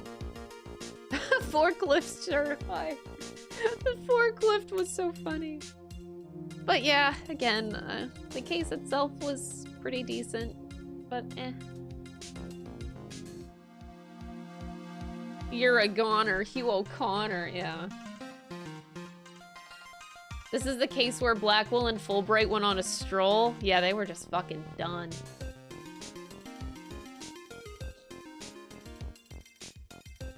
My opinion on 3D models compared to the 2D sprites. I loved the 3D models. I thought it was great. It gave me a 3D view of Simon Blackwell. What is there to complain about? I don't need a 3D view of anybody else, but I got a 3D model of Simon Blackwell, man. Like, can I really complain at the end of the day?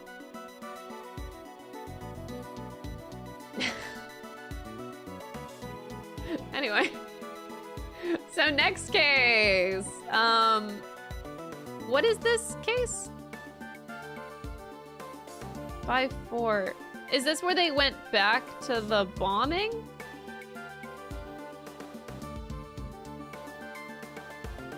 The bombing of the rocket? Oh, I thought that was 5-5. Wait.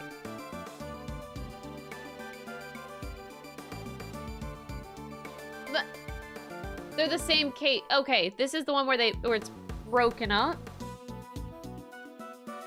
But what's the splitting part? So the 5-4 covers the, was it the past bombing? No, I don't remember how they broke it up. This was like the second part of the courtroom bombing, I thought, the Clay case. Oh, Oh, astronaut case versus Athena's case. 5-5 is where we defend Athena after the aftermath of the 5-4. Okay, so this one's Clay, this one's Athena. I forgot how it was broken up, fuck. Oh, shit. Okay, the defendant switch. So it switches upon defendants. Right, defending Athena. Oh, man. It's so funny. Whenever I think of 5-5, I think that the number one moment that sticks in my brain the most with this whole entire case is when Simon Blackwell tries his absolute fucking best on the witness stand to protect Athena. That sticks out so much. He tried so goddamn hard to not make her accused. Wasn't that at the end of 5-4 though? Did he do that? There was like a moment when Simon was like crying out to help for to like Apollo or a Phoenix, and he was like, can I trust you? It was in the middle of 5-5. Okay, that's what my initial thought was. He was like, can I trust you? And it was like the most, I just felt like the weight of Simon, like having protected Athena all these years, and then all of the sudden, like he had to like let that all go and trust in Apollo and Phoenix in those moments. And it's like, oh, that weight felt so good.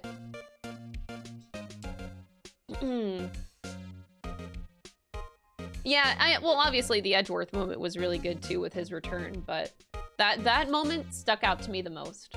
The desperation, that emotional turmoil. I loved that so much. I feel bad for Athena. She went through quite a bit. But the first part with Clay, oh god. Oh jeez. It's a good case. I like the bombing case. It was. I know that they're like somewhere along these lines, but actually, is it even? Ah, oh, fuck me.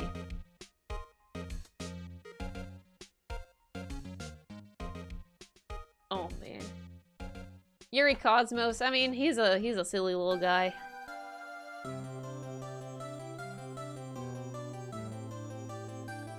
Oh yeah, the whole Apollo and Clay thing was done terribly. They just really tried hard to make Apollo relevant. That's the meme, but I think apart from that, and like the conclusion.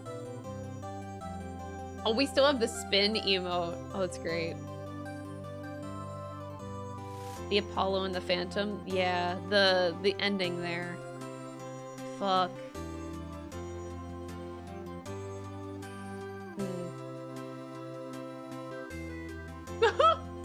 Apollo made up his backstory with Clay so that he'd feel bad for him. It was pretty, fuck. Man, there's such insane... With this case, it's like there's insane highs, but there are also insane lows. It makes me feel genuinely so conflicted.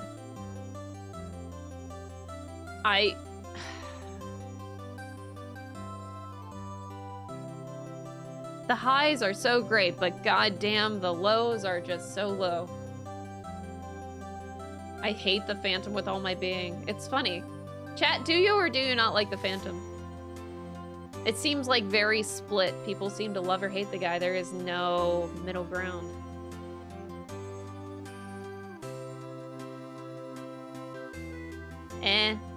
No, Phantom bad. I love it. I kinda like it. I like the Phantom. I'm so pissed by the Phantom. Diane! Phantom is boring. I don't hate the Phantom, but I like it. I love him. It's weird. I like him. See, yeah. This is very mixed reviews about the Phantom. I myself am in the meh category. Like, I don't hate it, but I also don't love it. It's just very eh. My mode is like, it's a thing that happened. That's my headspace.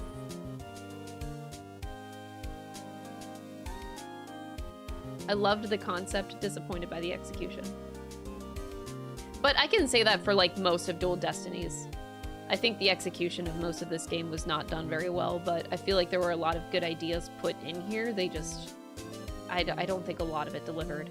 I think that 5-5 is definitely stronger than the Clay section, like the Athena section, for sure, stronger.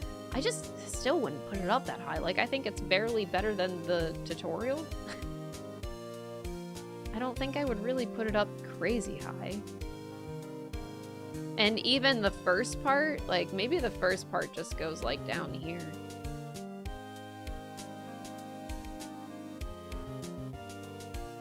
The worst part of the Phantom is that he killed Bobby.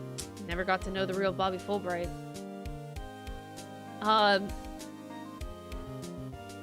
Man, there is no case that I would put in the S tier for Dual Destinies. Man, but I love Simon Blackwell so much. One singular man cannot carry a game that hard. Oh.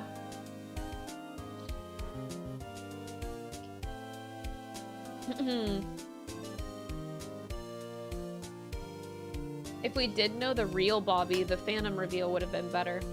Could you imagine like some past case that they show where Bobby was alive and like doing detective things or something? And then that means that you would at least have one case where you got to really know the real him. Then you would have a little bit more attachment. That would have been pretty cool. Unfortunately, the best Simon case is the soba noodle. I know! This is the best Simon moment ever! I love it! Anyway, okay, realistically, let me really think about where I'm placing these. I think the case is still great.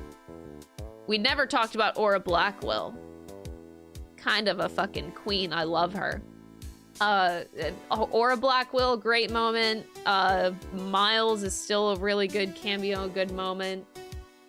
I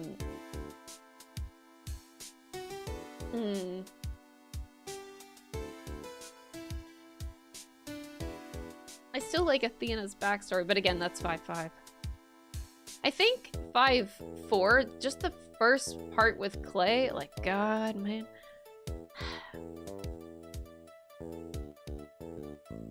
Man, it feels dirty to put it this low. It feels dirty. It does not feel good. But man, maybe it goes like, no, I can't put it in me to put it that high. I think I'll put it above the Katakis. And that's about where it sits.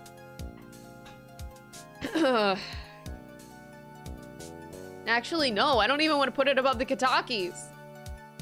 Actually, no, I don't even want to put it above the Steel Samurai. It barely goes above the Dark Age of the Law. Okay. All right, and then 5-5.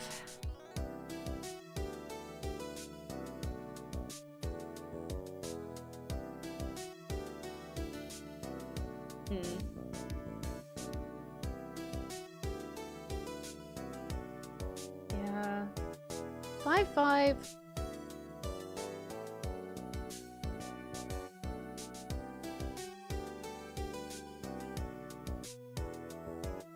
Fuck. I'll still put it in great. But that's all I can really give it.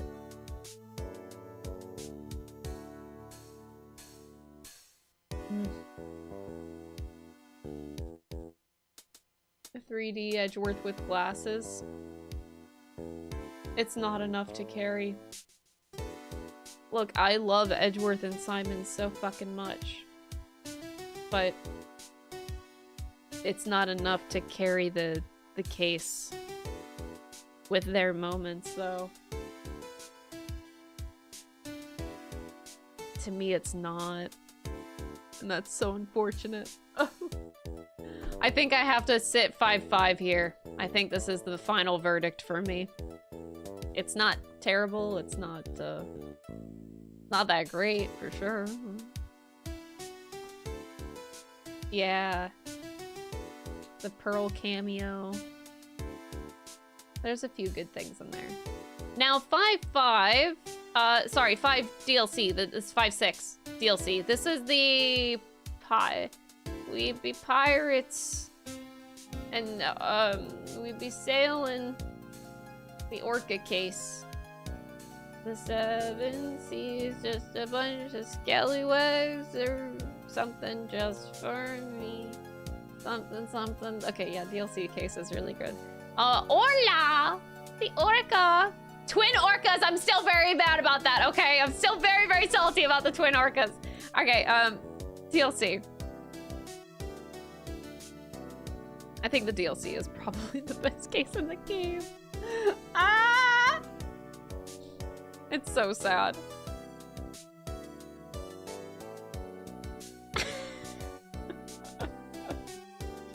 This is better than the actual game. That should not be a thing.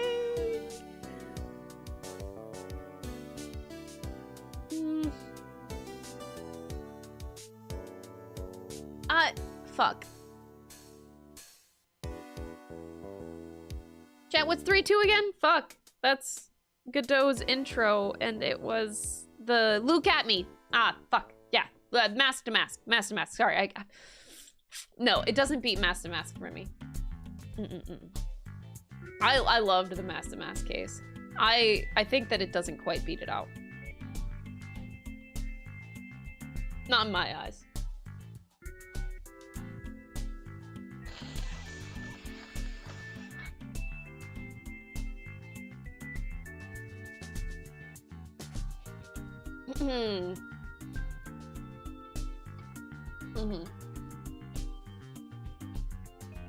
It turned out to be a tragic accident. Yeah, no one was a murderer in this one. There was a couple special things about it. But, yeah, I think I prefer the Mask to Mask still. So, that's a good place for the 5 DLC. Alright, we're getting there, everybody! 6-1. Now we are getting into Spirit of Justice. I don't remember the first case. We had... Oh, the stealing of the gem in the... fuck. I don't remember the names of things. The guy that stole the gem and the case and the very important thing and... Rockstar Jesus! Yes. That was pretty cool. It was a good intro. It was a good intro. It was a good, like, tutorial. Peace, love, and understanding. Yeah. Yep. I remember the map in my brain is what the picture I see right now. The peace, love, and understanding. He was pretty good, man. He was pretty good. Introduction of some new mechanics. The stakes being so high, being in Korean. By the way, you're gonna fucking die. Yeah, crazy stakes for a tutorial. By the way, death. Like, oh, okay.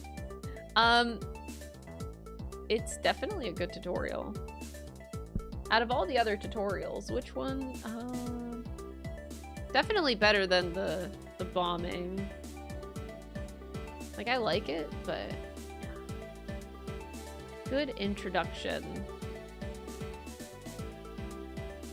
Maybe up there. Pain dripped out of his gore. Oh, man, pain. Bald pain. That was a time. This is Pain at his best. This is Pain at his most brutal moments. Jesus. He wanted me fucking dead. What is wrong with this man? Shit, dude. Anywho, that's a good place for 6-1. 6-2 was Trucy's magic show, correct? The stage that went wrong and the Grammari guy. Yeah. With Bonnie, yes, with Bonnie. And rich guy. This was a fun case. Especially Bonnie. I actually really liked Bonnie in the end. But again, more twins coming out of the woodworks. Jesus. Can't believe they did this to me again. Anyway. Still salty about that. It was a great case. I think I would still put it above the tutorial. It was a really fun case. Yeah, I think the progression of solving the case was good. The trials were good.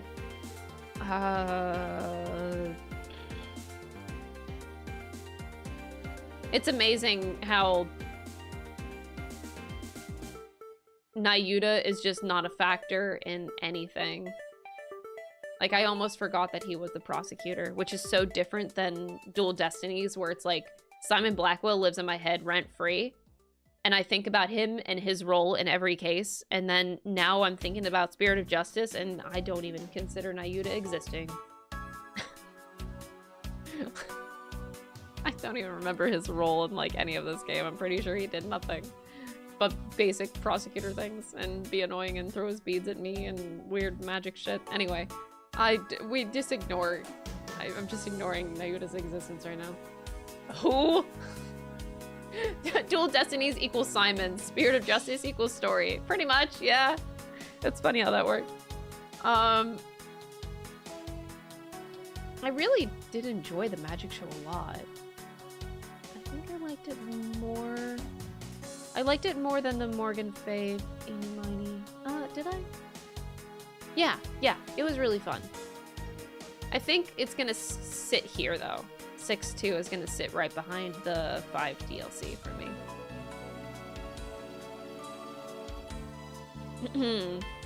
So the next one, 6-3, this is the really tragic one. With the sacrificing monk, isn't it? I think. This was a fantastic case. Fuck.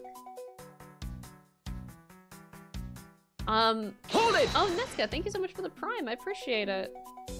Enjoy your emotes. Yeah, this is...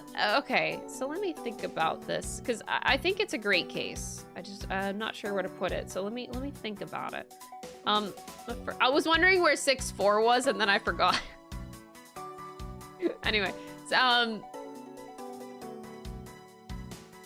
yeah, okay, so the progression of how the case went...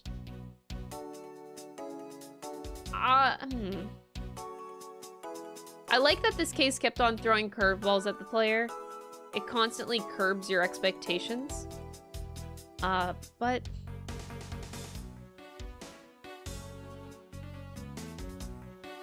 This is where you discover the back room and then the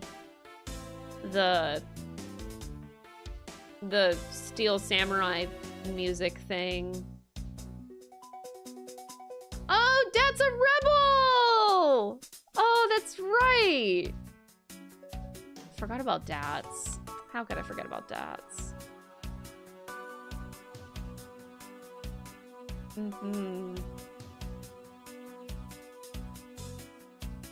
Overall, I think I know that the ending of this case was fantastic, especially the part where Maya channeled.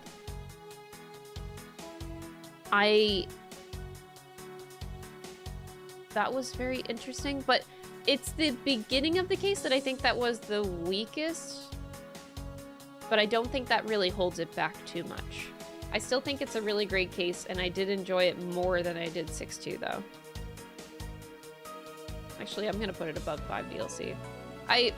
In the really, really tragic end, I think that everything with this case was like beautifully laid out. Is fantastic. Yeah, besides, yeah, I remember it being like a bit slow to start, but I think I can disregard that from being a thing. If I disregard that, I think that I would put it up here.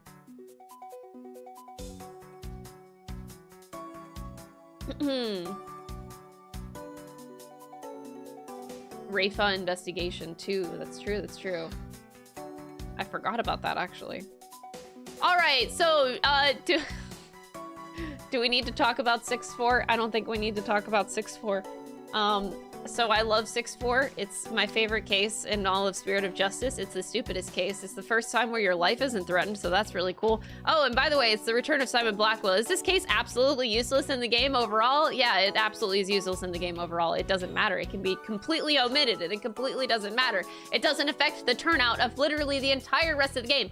But do I care? Not at fucking all. It is a great pace changer to the whole story. I don't mind that it's just this filler episode because it literally has zero relevance to the whole game. But is it an amazing case with amazing characters and an amazing, like the witnesses? Peak. Oh my God, I don't even remember the guy's name that kept changing personalities, but like, fuck.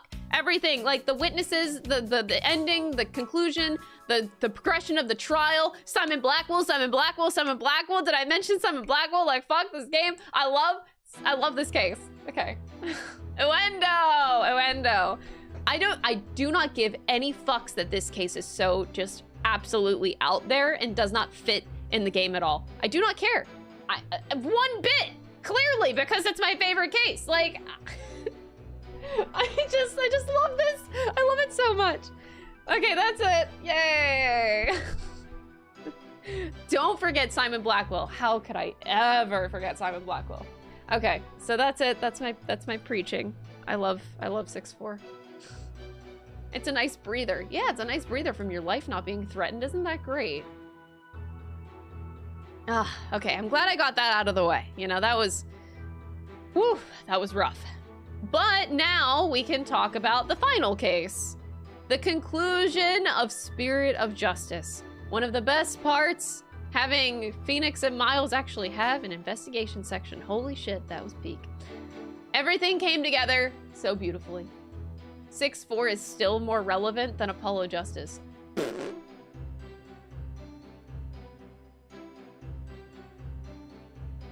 I didn't say that, you said that, bro. Like, don't put that on me.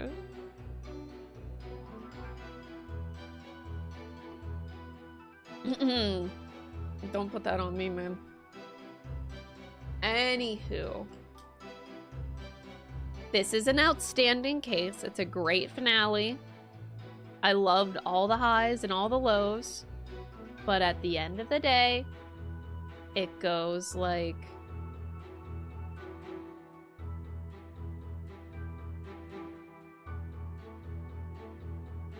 right there. I do like it. I actually can't decide if I like 1-5 more. I'm kind of thinking about this right now. Do I like 1-5 more or do I like 6-5 more?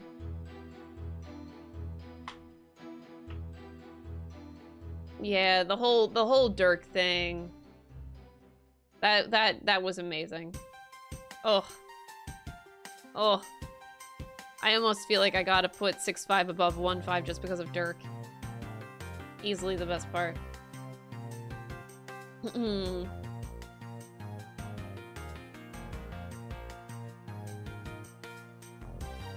I try to sway your opinion with 2 pictures? Are you just gonna send me a picture of Lana Sky?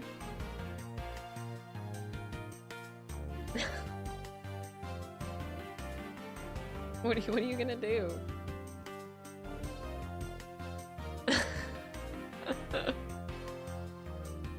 It's a good conclusion.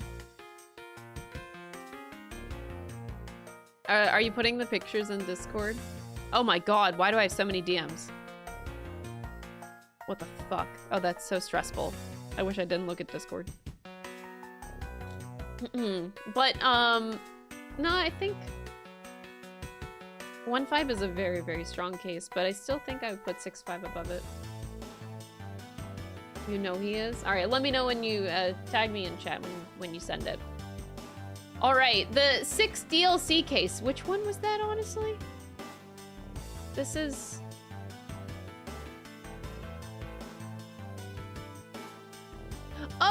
the steampunk wedding, the wedding one with Soren, and the return of Larry Butts. This is a great case. I think I liked this case more than anyone in chat. I think people seem to not like this case as much as I did. Like for me, I actually liked it more than the 5 DLC, which I think everybody in this chat would disagree with me. But I enjoyed it so much. It was great. I found it to be great nostalgia with like beautiful execution, and I just really liked Soren, so that helped a lot. I have a heavy bias. Soren's like my kind of guy, you know? It was very nice.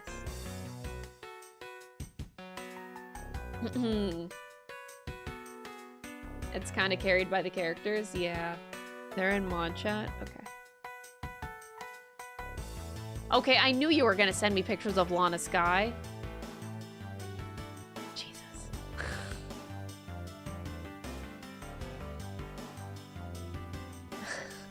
I fucking called it.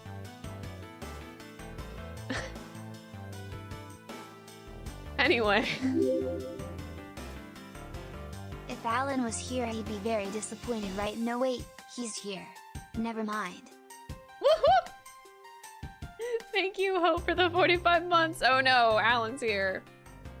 But yeah, I did like this case more than I liked the Orca one. I don't think I would put it higher though.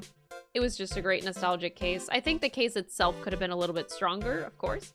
But nothing about it bothered me too much. Like the negative parts about the case and the maybe how it was paced out a little bit. Maybe not the pacing. No,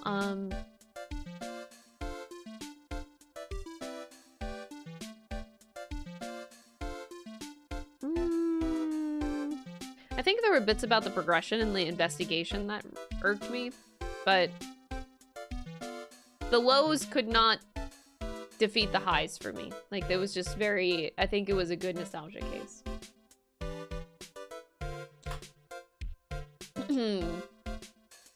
I need me a Soren. We all need a Soren in our lives. Oh my god. Peak. All right. Now that is Ace Attorney 1 through 6. Now we're getting into Great Ace Attorney Chronicles.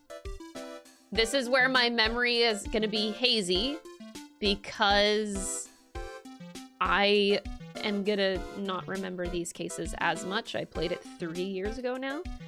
But I think I actually have a good... I think I can remember the cases pretty decently. Like, if I jostle my memory enough with, like, some of the characters, then I think I can remember. But I also do have my own playthroughs up on the side here to try to remember. I do remember the first case, so I don't need that. You have, I mean, the first case is with Giselle Brett and your introduction to the game. That's kind of a hard thing to forget. I'll never forget my first experience of an Ace Attorney breakdown with the Giselle Brett thing. Like, seeing the swan on the head just freak the fuck out, and I had no idea prior to that what an Ace Attorney breakdown was. It was very iconic. I did like my introduction to the Ace Attorney franchise being this first case. I didn't know what I signed up for, and then I played this case and I was like, oh, so this is what I signed up for. And then she went straight to heaven. Yeah, she like just flew into the air at the end of our breakdown. Like, I do remember this case, and I remember Hosanaga. Oh my god, all these memories are coming back to me. I remember I accused Hosanaga the entire game. I never gave up on that, did I? Hosanaga, yes. So this case, it's hard to remember because I played it a long time ago. I think I remember it being pretty long. Like, I think we were playing this tutorial for like 6 hours at least. I was kind of surprised whenever I played it. So I think I remember the length being like maybe the only downside of it. But For it being my introduction case to Ace Attorney in general, never having experienced anything like it before, I thought it was pretty good. I don't know if it's great, but I had a good time with it. Maybe it goes somewhere in like this good section. Introduction to, yeah.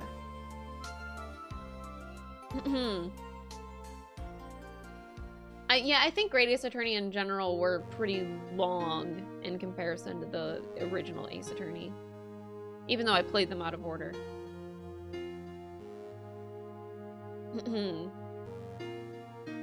Yeah, this was in like the... Was it in a restaurant? And the teeth, I think, were... Oh my god. It's really hard to remember the details in particular. The details are where I'm gonna get stuck on these cases, because it's been 3 years. I just remember general things. Wasn't there like...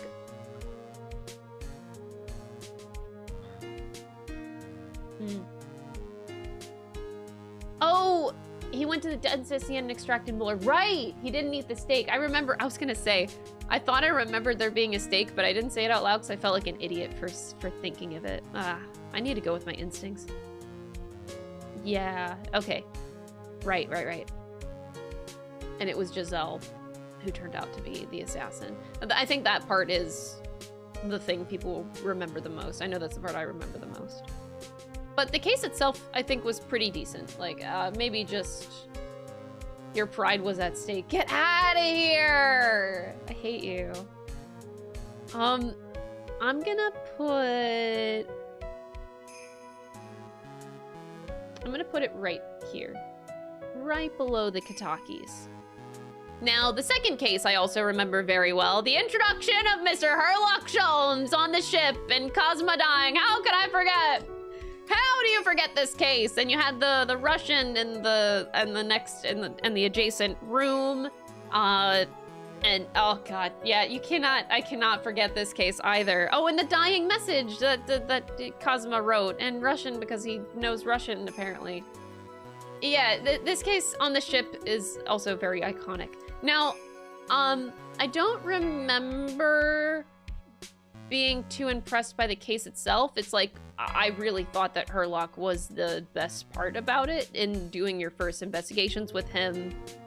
It was just very enjoyable. Oh, and what's the sailor's name? Beef Stroganoff? Was it Biff? Wait, chicken, there was beef and chicken stroganoff. I don't remember who was in the second one and who was in the last one. Beef Stroganoff. Ah, yes, good old beef stroganoff. Yeah, and the silly sailor. It's hard to forget these cases. Yeah, I'm surprised at how much I remember. God. I liked this case. I just don't know where to put it. I think it's a great case, maybe? Actually, maybe I just put it at the top of good. The best part is definitely Herlock Sholmes, and he drives you nuts, and then you get accused of murder, and I'm doing half of this case in chains because of this fucking man. The only case without court? Oh, is it really the only one? You just do it in the ship, yeah. POV is very different in the franchise. I was trying to think of another case that doesn't take place in court. Because yeah, I remember this one was all in the boat. And we solved the entire mystery that way, but that's really the only case in the franchise. I could have sworn there was some other case, but maybe not.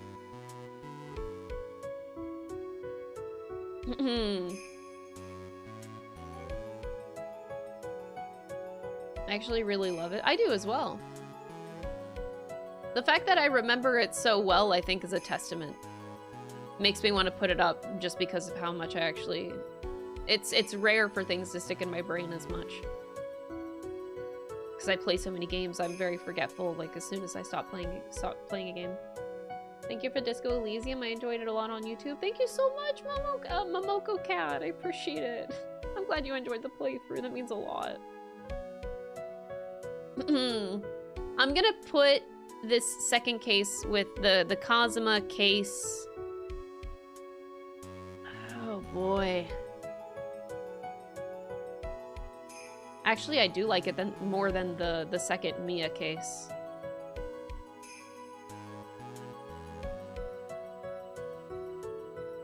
You know what? I like this case more than I thought. And the tiara, it had a good progression too. And there's also good things to throw you off of the trail of like what actually happened in the case. Oh, and it had the part with the animals. Wasn't there a cat involved? Wait, no. What did the Russian girl have? There was an animal involved. A snake? No. It was something that she could call back. A snake, a kitty. It was a cat. Yeah. Biff had the snake. She had a cat. Yes. Oh, it's all coming together. That's right. The irrelevant snake, but it was a cat that she was able to, like, somewhat command. Oh, I'm so proud of myself for remembering that. But yeah, like I thought the case was actually really fun. I'm gonna put it... Fuck, I'm putting it above the tutorial of 6. But I think not stronger than 4-4. Okay, for me it's surprisingly here. I didn't think it'd be that good, but yeah, no. The more I thought about it, I'm like, damn, no, this was pretty good. The third case. So after we get off the ship, I don't remember where the third case took us. This is where my memory is gonna get hazy. McGilded?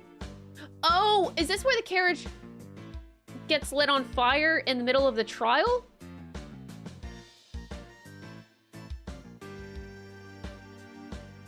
So he's trying to cover it up. There was like, yeah, there was like something under the seat in the carriage, and McGilded lit it on fire and during the break or something, or like in between day 1, day 2. It was after the trial? Yeah.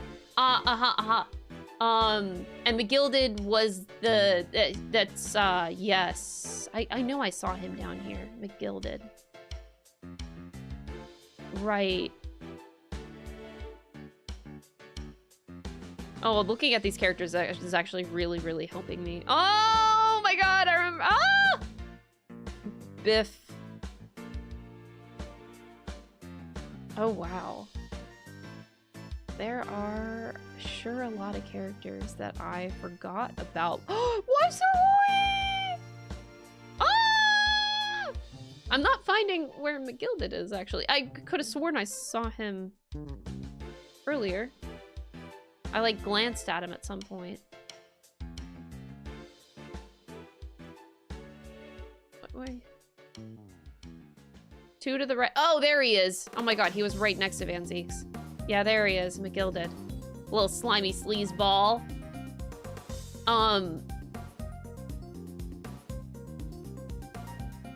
Yeah, fuck. So that was all this case was, right? It was just the carriage. I don't even remember an investigation. I don't remember an investigation in this case, but I do remember the case in the carriage, but we didn't have much information on it.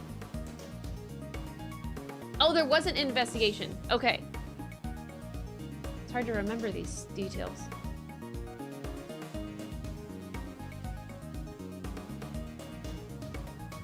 Right. And Gina, she was getting blamed for it, correct? She, they thought that she committed the crime, if I recall, until we were able to suss out McGilded.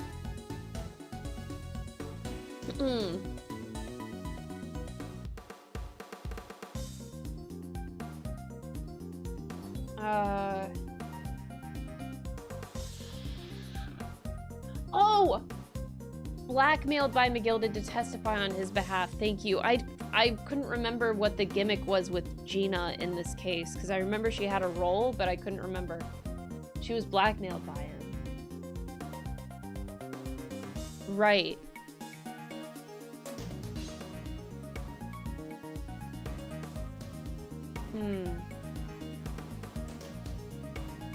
McGilded was the defendant and she comes up as a possibly guilty later. And then that's whenever it comes out that she was blackmailed, and then we're like, oh, you didn't fucking do it. Right.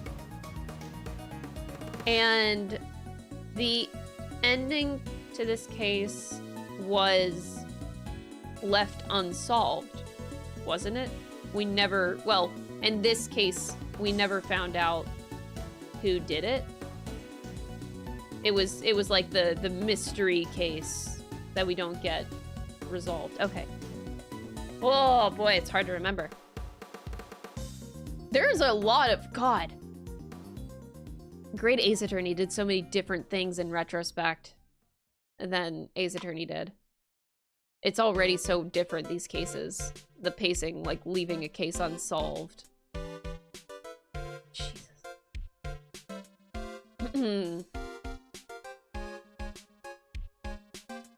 Yeah, the outcome was that McGilded was innocent. Right, right. More or less because I think we didn't have anything.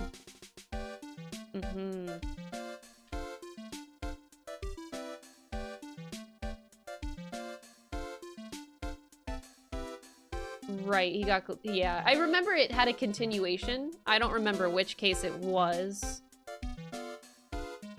I think it was the 5th case. I remember it does come back eventually. I just don't remember on what circumstances. Maybe I should go through. This is like my... Okay, so this is like the first...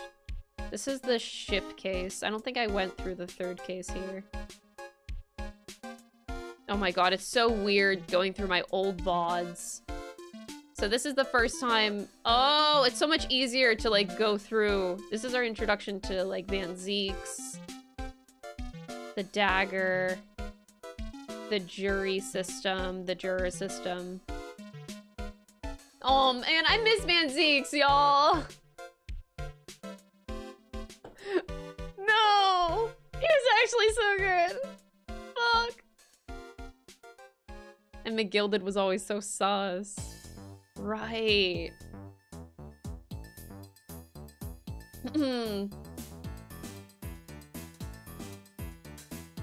I know, who doesn't love Van Zee?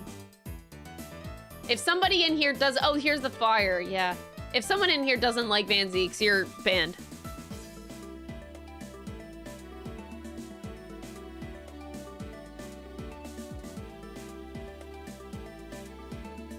Right. And then it just jumps into the next one, and that's... Okay, I remember the accidental... the stabbing in the back from the top, and that's where like these two clowns come in. I remember the 4th case a little bit more than the 3rd one. Okay, but the 3rd one, so it just ends with the fire. I forgot that it ends like that. I thought there was more trial after that. Where do we want to rate it? I do appreciate how different it was, but the case itself, like investigating the carriage and also, yeah, getting to know Van Zeek's, I guess, is pretty important in that case. Yeah, Santa Judge. Of course. I appreciate that the 3rd case does a lot of different things. It makes me want to put it in the great tier, particularly because I don't remember anything being bad about it. But I like that the Great Ace Attorney Chronicles in general just does a lot of different things. They really should just let Shu Takumi write whatever he wants to fucking write. That's what they really should do.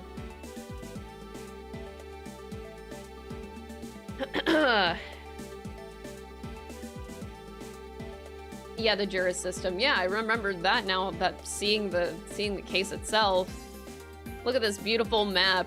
I remember. Oh man. This stupid fucking carriage. Shit, dude. All right, I'm gonna put... Okay, so let's put the 3rd case in the great tier, but let's slowly carry it up to what I think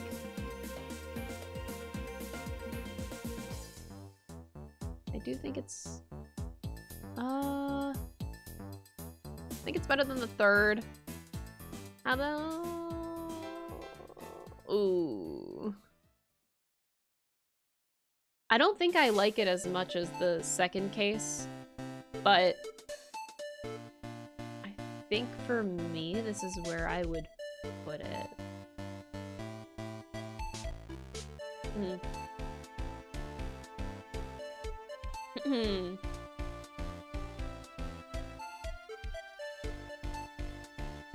We all thought that Van Zieks was the one who lit the fire. That's true. But, yeah, Van Zieks just had a lot of bad rep. And they definitely want you to feel that way as you play the game. So, I think this is my final verdict. Oh, jeez. This is rough, though. Yeah. I'm gonna put it right behind the second case, because I do like the second case a lot. So the fourth case, I do remember a bit more than the third case. Oh, isn't this where you get to see? Oh, this is Sasuke, the cat guy. There's so many good parts about this. Ah, yes. And the return of Sherlock Sholmes, man. Gregson. Is this the first time you meet Gregson? Because I don't think you meet him in the third case. I think he shows up at the... No, he does. He's in the third case. On the witness stand, no? No. Oh, fuck, I don't remember. Iris! And going to the home! Going to see where they live on Baker Street! Oh! Reliving Great Ace Attorney Chronicles is sure as hell something. Oh, okay. I remember the sun and moon witnesses. Oh, look at the kitty! The return of Sherlock Sholmes.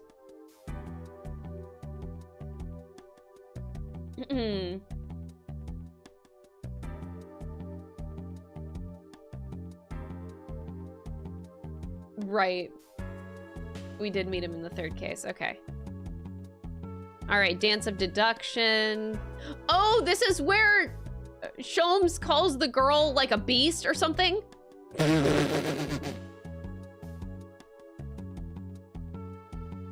Right.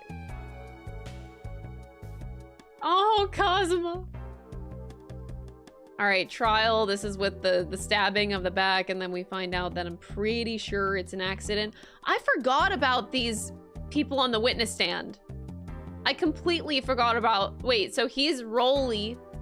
He's the guy... He's the soldier guy? And she was...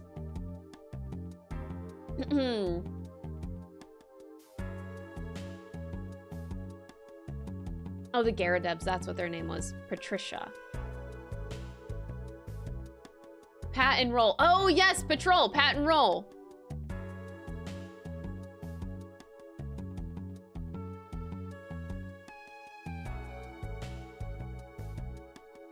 Not the wine. Not the leg. See, I need to remember these characters for the character tier list later. So this is good that I'm just doing like a quick recap for my brain. I remember the case though, at the very least. Walking around in a courtroom. The greatest addition to Great Ace Attorney Chronicles was walking around in a courtroom. You cannot convince me otherwise. He's walking around. You guys have seen that meme, right? He's walking around. He's walking around in the courtroom. It's fucking crazy.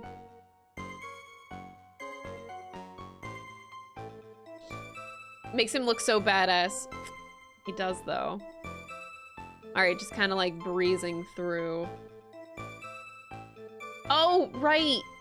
Oh, yeah. He couldn't handle her, her weight.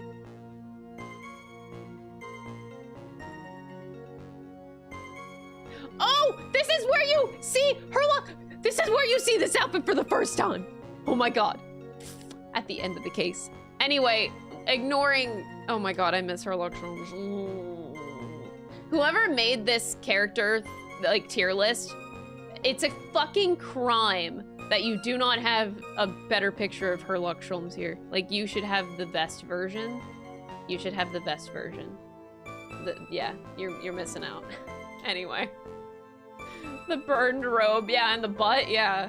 It's great. Anyway, so the fourth case I thought was also very, very cute. And the execution of it as well. The, besides Pat and Roll, though, I actually don't know if I consider it to be better than the third case, though. I think it's still great. In comparison to the other Ace Attorney cases, though.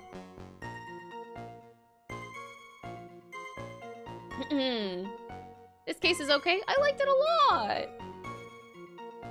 I remember going through it and liking the progression of it, and still, Herlock Sholmes just drives you fucking nuts. Introducing Iris as well, getting to go to the home. The investigation, though, and that dance of deduction. I'm trying to remember Herlock's line, because he says, like, in conclusion, something about taming a wild beast, but he's talking about a woman. You don't like the Gyarados? Aww. I like them. The best version of Sholmes is when he had red hair. Ban that guy.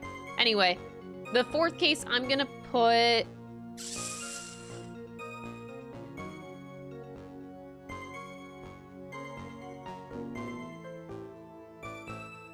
Look how many great cases there are. God damn it. There can't be this many. I'm too biased, man. I love these games so much. There's definitely more, like, mediocre ones. I'm just too nice. I'm gonna put it, like, at the end of great. I do like the concert case. I think I like it more. So I'm gonna put it at the end of great. Oh, hi, YouTube. Yeah, you gotta tell YouTube hi every once in a while. All right, the fifth case. Let's go to our next VOD here to remember more of the details. Aha! Oh man, the pawn shop, the sad violin, Windibank, the suicidal guy. I love this case. Oh fuck. This case was amazing. Oh, this part! Yes! For McGilded! Oh my god, and this is when Sholmes does the genius thing of getting the impression on chocolate, no? He makes a mold in chocolate, I think. I remember. Fucking Sholmes. Yeah! Oh, this case was amazing. That's right, he points out the cane to prove that he isn't the guy that he's saying he is. Uh-huh, it's all coming back. Oh yeah, and then we have depressed Sholmes.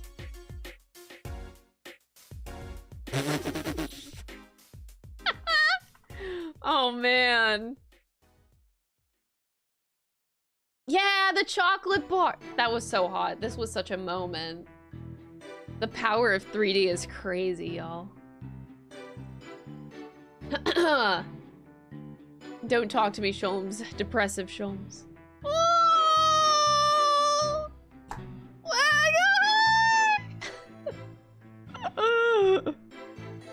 The cat. The cat. Last resub for the year, Kristen. Oh, Chado. Last resub of the year. Thank you so much for the 17 months. I appreciate it. Wait, this is where Sholmes gets shot! Fuck, I forgot about that. I forgot. And Gina ended up being in the back room. Fuck, this case is peak. I love this case. It's all coming back.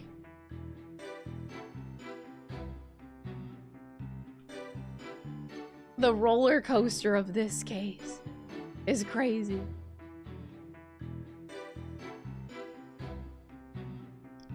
Why am I yapping so much? Crystal, shut up! Oh, this mechanic. Wait, this mechanic was in this game.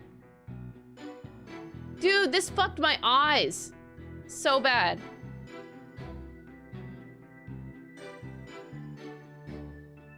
I need to play Great Ace Attorney Chronicles again. I need to play this game again. Oh, that reveal was so good too. Oh, there were so many good moments. Oh my god! And Iris holding Wagahut! Ah! So many good parts! Oh my goodness! I remember them on the witness stand now. It's all coming back. It's all coming back. Sholmes invented blood tests. That he did. Can't get much better. Mario and Luigi brothers. It's them. It's them. Oh, Cosmo. Y'all, look at that headband in the wind. Look at that. Beautiful. This is the best Great Ace Attorney case up there with the big 3 finale cases. Oh, it's amazing. This case is absolutely going in the outstanding tier. It's just a matter of how far up it goes for me. And plus I need to remember the specific characters. Oh my god, the judge. I'm trying to remember the characters better so I can do my character tier list later. The aura makes the headband flow. We will forever remember Cosmo.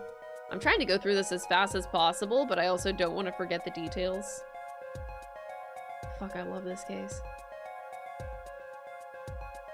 Oh, this is so good! Scientific truths are not determined. Wait, what did he say? Scientific truths are not determined not by science, but by none other than the human mind.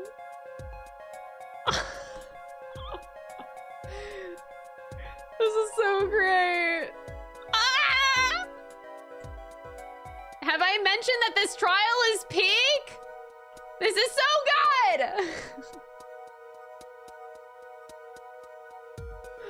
Jesus Christ.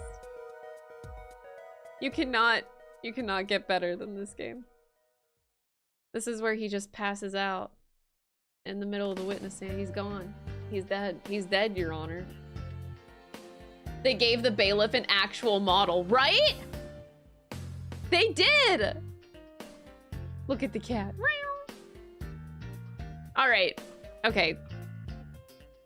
This is beautiful. This whole case, the progression. Oh, the witnesses. Oh, Sholmes. Oh, Gregson. You're a little asshole, you. Oh, breaking the cane. Yep, nope. This is amazing. Okay. Anyway, that's the conclusion. Okay, so we can... Okay, I can safely say that this definitely deserves to go, like, up here. But is it better than Simon Blackwell's soba noodle case? That's the question we need to ask ourselves today. Is it better than that? I think the answer is... Probably not. I don't think it's better than the soba noodles. Crystal, you can't keep doing this. But the soba noodles.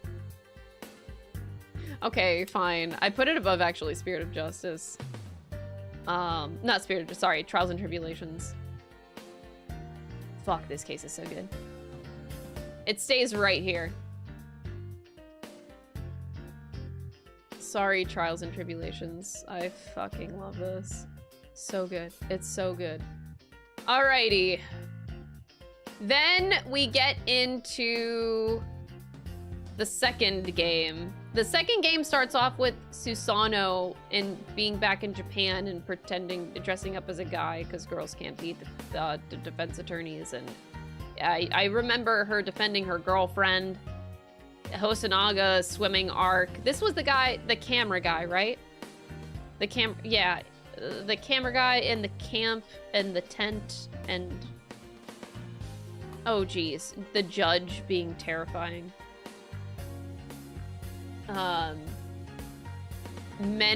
Menimimo, yeah, whatever his name was. I remember this case. I actually didn't need much of a refresher on it. And, oh, I forgot her name, though. Ray was her name. Okay, so for an introduction to the second game, I'm gonna say it's pretty good overall, but I don't think it's, like, anything fantastic. I actually think I like the first game's tutorial better. The judge actually gets more of a character by the end, yeah. Oh, forgot her name. Her name is Raymambi. Yeah, remember. Oh, yeah. Look.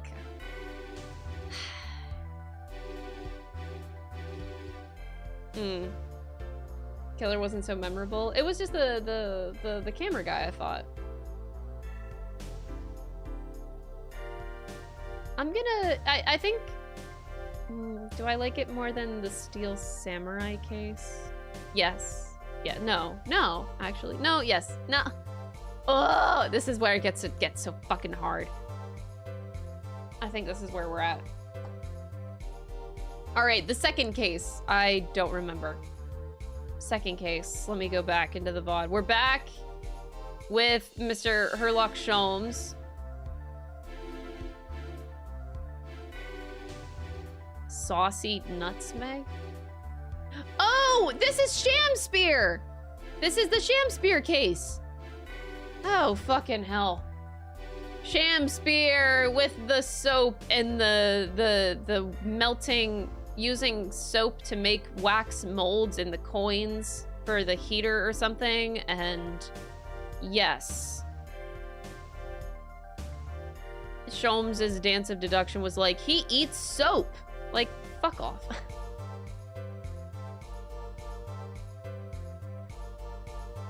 Shamspear comes back to life. Wait, I got the part where he... Yes, that's... That part is so good! He just fucking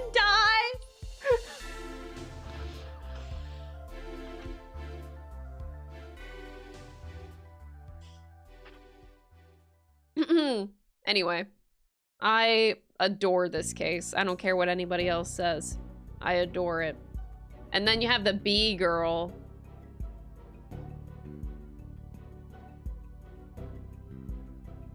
Dies of soap. Cosima noises in the back. Ragdoll physics. I love it so much. Oh. The ragdoll physics are like one of the best parts.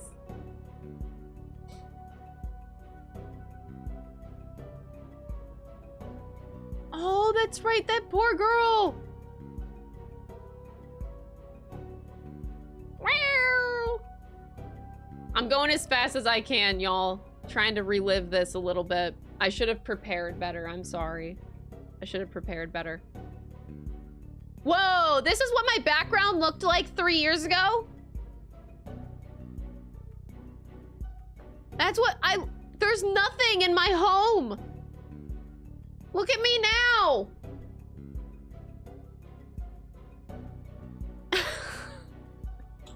I have too much shit.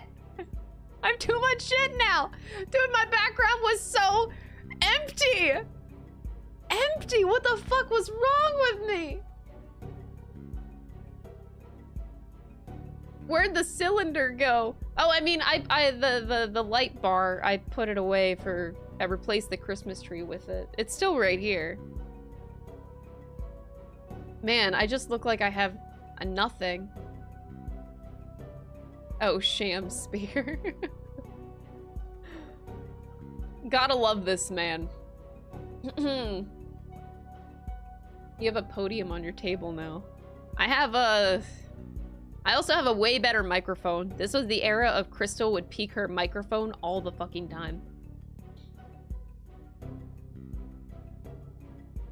Look at Shamspear. Okay, but I actually loved that bitch. Shamspear is so annoying, but he is so funny and great.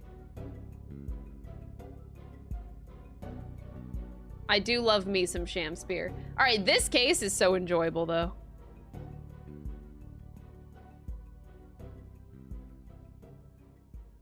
Do we want to watch his breakdown?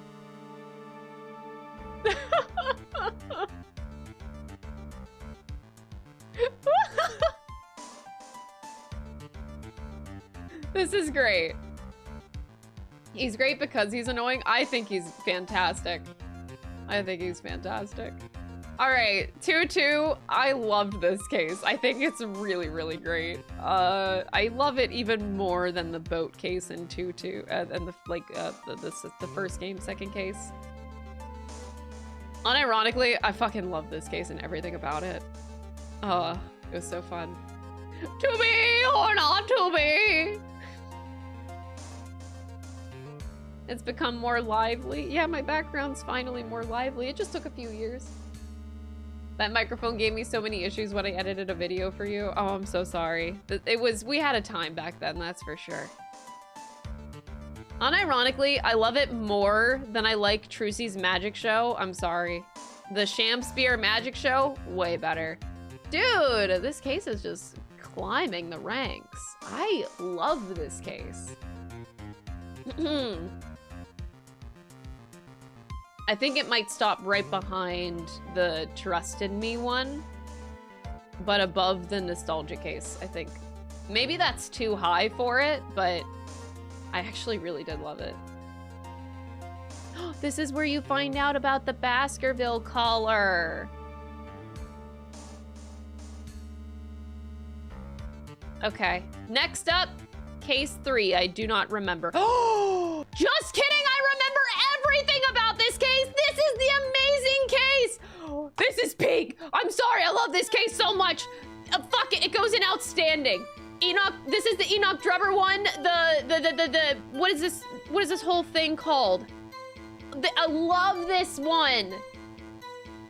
Shit. Everything. The wax molds. The Madame Tuspels was her name, I think. Hairbrain was amazing. Enoch Drebber is amazing. Wait, no, this is, yeah, no. Do we get there yet? Oh, yeah, the little dude with the balloon, and then the guy that refills his balloon, and Gina, and the great exhibition, that's what it was called. Fuck, I love this case. It was so fun. Oh. Even Iris got a new outfit for the great exhibition. Yeah, the kid that says, I'm very rich. I'm very rich, by the way. Oh, the great exhibition is so fun. I cannot believe how incredible this case was.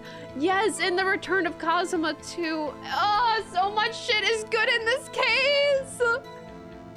Oh my god, and this is where you see Courtney Sith for the first time too. Right.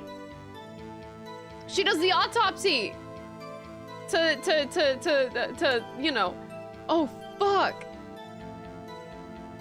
This case has peak characters, peak progression, peak everything. Peak everything. And the investigations, the ticking time bomb, I believe. Is this the one with the ticking time bomb? Yeah, the anti-gravity device that actually is a bomb that's gonna go off in a certain amount of time. Yes. This case is so good.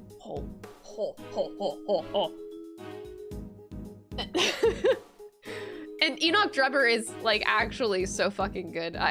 He's S tier. I love his design. I love the way he talks. I love everything about him. He's so good and like so tragic too. And oh, this case is amazing. I'm sorry, I can't get over how good it is. And then the tie between Barrick and Hairbrain too, because they were old friends. Didn't they go to school together or something? Like, this case is so good. Fuck, everything about it. Okay, this case needs to go like, it's the best case in all of Ace Attorney. It's so good. Ah! Is it better than my soba noodles? I'm sorry, Simon Blackwell. It's better than my soba noodles. It's better than the soba noodles. This case is so good. A literal bomb that Sholmes defuses with 7 seconds left. Yeah, and that's the best part, is that like he's fucking around the whole time. Ugh. Jesus. Anyway, ugh. Is this case, is the Great Exhibition like better than the finale of the first game though? Maybe not. It's just amazing how much there is to love about this case. It like, if I recall, it's also extremely long for a case. It's a long ass case, but every step of the way I loved. You got to see Barrick's like prosecutor's office too. You get to see everything. I think it was long, but it's it's just, I don't care that it was so long. Cause yeah, there's a lot of aspects to this case. You got the wax museum. And then you go to Drebber's place to investigate. You still have Iris to deal with. You have Gregson and Gina. There's so many moving parts to this case, but they come together so beautifully. Like, this case is... Oh, and then, yeah, the Courtney Sith and going to the autopsy place for later. It's... I'm like half tempted to say it was better than the finale of the first game, because maybe it's not though. Maybe it's not. Maybe. Let me really think about it, because fuck. Great Exhibition's so good. You don't remember this case standing out for you and you don't know why? That's totally fine. This case stood out for me a lot because of, I love the dynamic between Enoch Drebber and Courtney Sith. That was, like, oh. There's just nothing about this case that I hate, or even remotely slightly dislike. But for me, I think I kinda gotta put it above the finale of the first game. Like, it's that good. The setting of the story, it introduces a lot of foreshadowing for the finale of the game. It sets up a lot of things while being its own really good case in its own right. Just peak. All right, I'm gonna put it above here and it's gonna stay right here. All right, next up, we have the fourth case, which I believe also went back to, oh yeah, the end of the case is where you get the Cosima reveal. Right, that happens at the end. This case is peak. Oh, the Gregson case, is that it? Wait, no. No, this case isn't the Gregson case.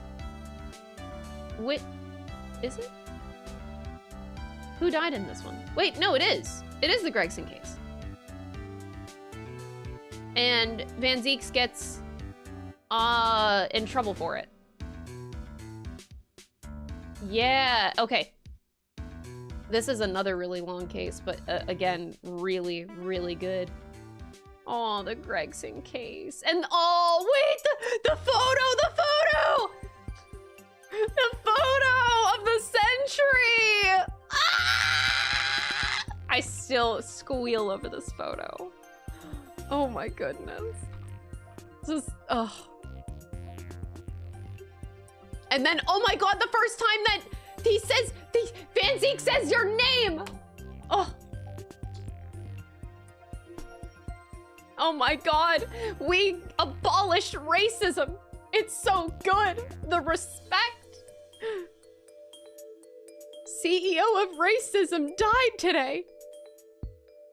Oh yeah, the gossip guy and crazy girl that lights her ass. Is she? Yeah, okay. Yeah, I remember those witnesses. And I remember that reveal. The Dailies, I think their names were. The wife. The Dailies and... God. Right, and then it keeps going because the dead body's in the trunk. Right.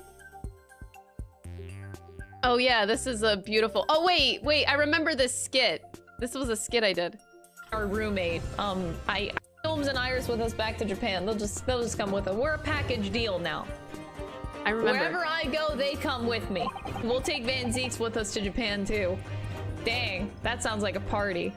But I don't think Van Zeeks would ever want to be our roommate. I highly doubt that one. Oh, roommate. The roommate arc. Can you imagine Van Zeeks as our roommate? Oh god, that would be terrible. I'm just like imagining a scene with Van Zeeks. He's like standing in the kitchen drinking his wine out of his hollowed chalice. And then he looks at the sink, sees it full of dishes, and he throws his chalice. He's like, "Pray forgive me for throwing my hollowed chalice, but what the fuck are these dishes in the sink? It was your turn to do this." Definitely would actually happen. That's so true. The roommates arc.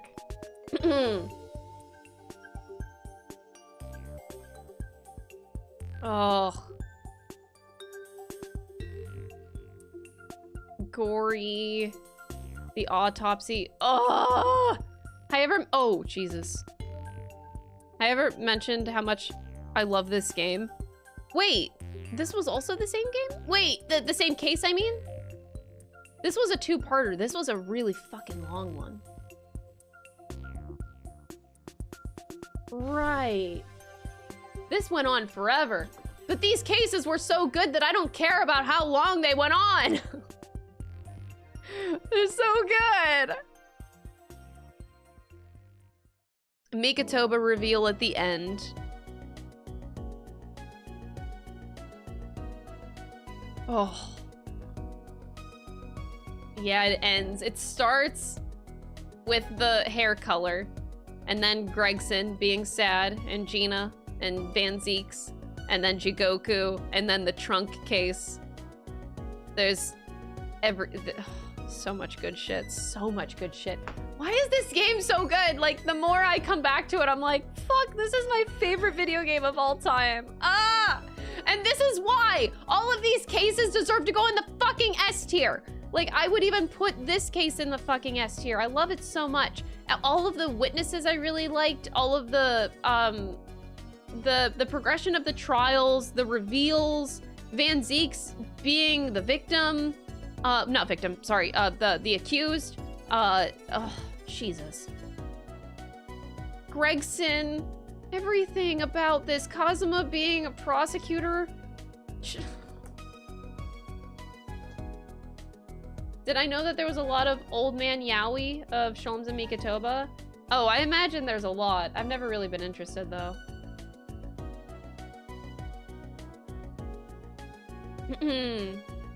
So wait, the trunk reveal is case 5?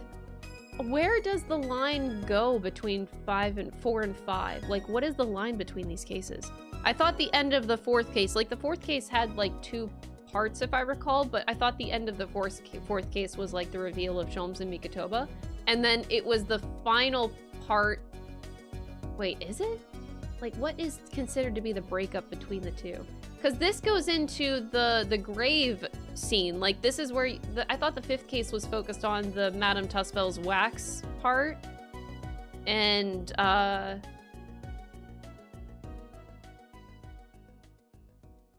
Case 5 begins when he becomes the judge. Yeah, like, I'm pretty sure that that's all just still 4th case. Jigoku part is 5?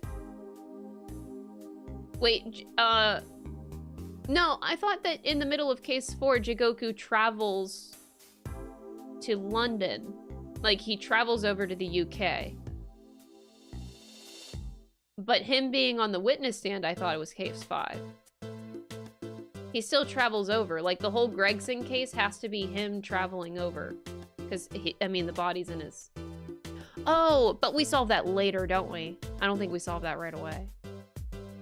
I forget when things resolve. He ran away in the ship. That's that part.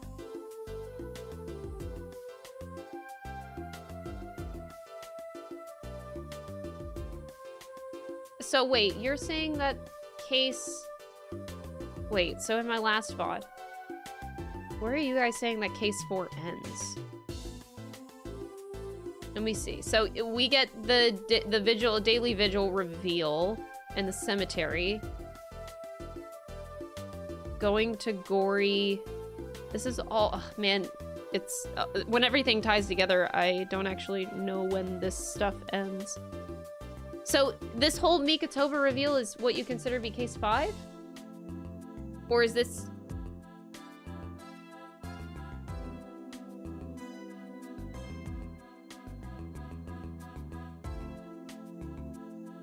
This part is still 4. Okay, that's what I thought. So case 4 ends... It ends with the reveal of Mikatoba. Yeah. Right, okay. So, yeah. Knowing that that whole thing is what case 4 is, yeah, it still deserves to be, like, up here. Fuck, I love this game so much.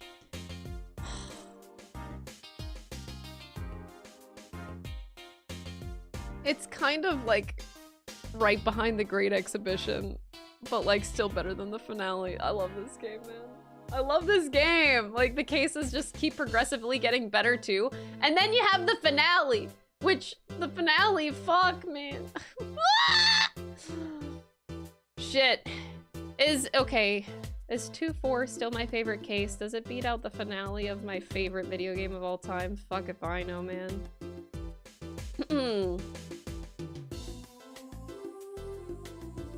Oh yeah, the front-facing Van Zeek's leg! Fuck! That's a moment! And yeah, this whole part. Sholmes and Mikatoba together investigating the ship. There is just nothing better. So jealous of that witness stand. Mm-hmm. Yep. Me as well. Me as well. All right, and then you have chicken stroganoff. This game is so good, man. I don't understand.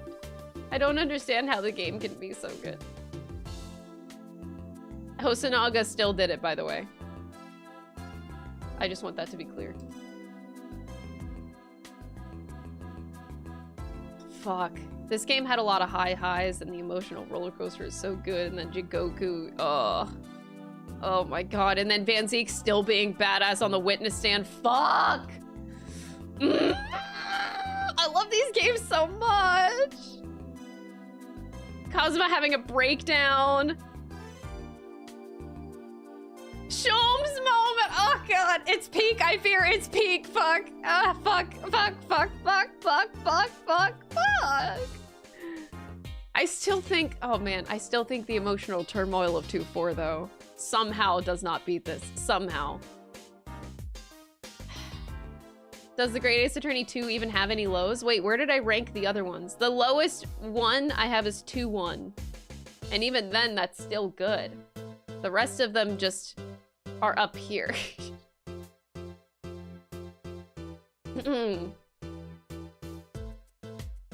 I have to talk about 2-4 after this. Okay, look, this is a very tough. This is very tough. Shit. Man, this conclusion is just so good. Oh, and Gory, oh my god, and she stood up to her mom too, and there's just so much good shit. And Clint's dying letter, oh fuck. And the iris reveal, and then the strong heart. Just, this is great, everything.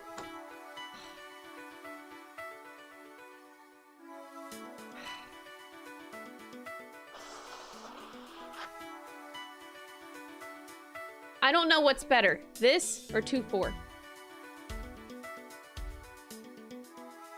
I could not tell you.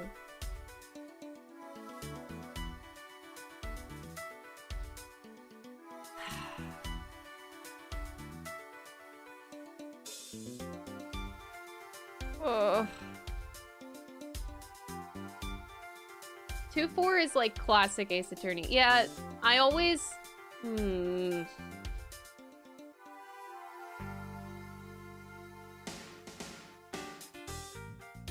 I think I have to appreciate 2-4 more for how different it is in the Ace Attorney franchise. And plus, God, that emotional turmoil was insane to go through. I really felt like I was Phoenix Wright, man. And just so emotionally frustrated. 2-4 still it, 2-4 still it. It's tough, but this is the tier list of cases, and we will add the investigations ones later once we finish, but this is the current ranking.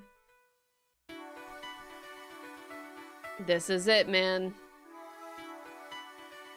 Now, I was gonna do a character tier list, but I honestly don't think I have the energy to do so. It'll take a bit to go through. Not that I won't. Just at this time, I think I should put it on the back burner. Crazer tipped $20.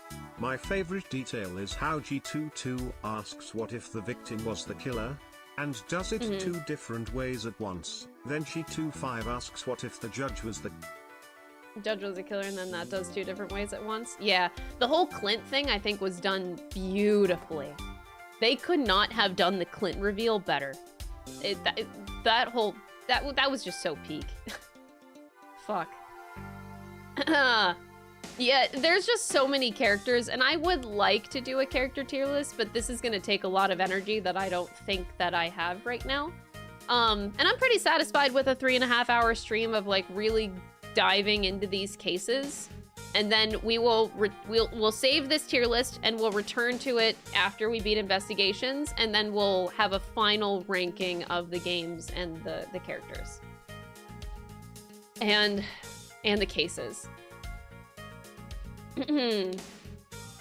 So we'll finish this later. So this will be a 2-part YouTube video. Well, it'll be one YouTube video, but 2 parts. So we'll include this stream and then the finale of putting it all together. But I hope that you guys enjoyed this stream. It's fun for me to really go back after having sat on the games after a little bit, and like come back and put them in a tier list of how I really think I feel about it. But yeah, I think I'm satisfied after, you know, really looking at these cases. While I do a breakdown tier list, we'll do what I did with Metaphor this week. We did like a unhinged tier lists. I think I would like to do that with Ace Attorney. I think you guys would have a lot of fun with it too. Making just like stupid unhinged tier lists. That would be very fun to do. I just wanted to do a serious one first. Kind of start on a serious note with how I feel about the cases in the games, and then we'll go back and do more fun stuff, because I want to do more fun videos. Serious and fun. But for now, this is the final stream of 2024, and I'm just gonna be a sap here for a minute and just genuinely thank you guys for watching my streams this year. Or if you did, if you're new here, thanks for tuning in at my last stream of 2024. This was easily my best content creation year that I've had in a lot of ways. I grew so much on pretty much all platforms. I had so many opportunities, and that's like only because of you guys. Like, thank you so much for watching my streams this year, especially YouTube. I'm looking at you. The YouTube streams really popped off. Thank you guys for watching and being civilized mostly. Thank you to the mods.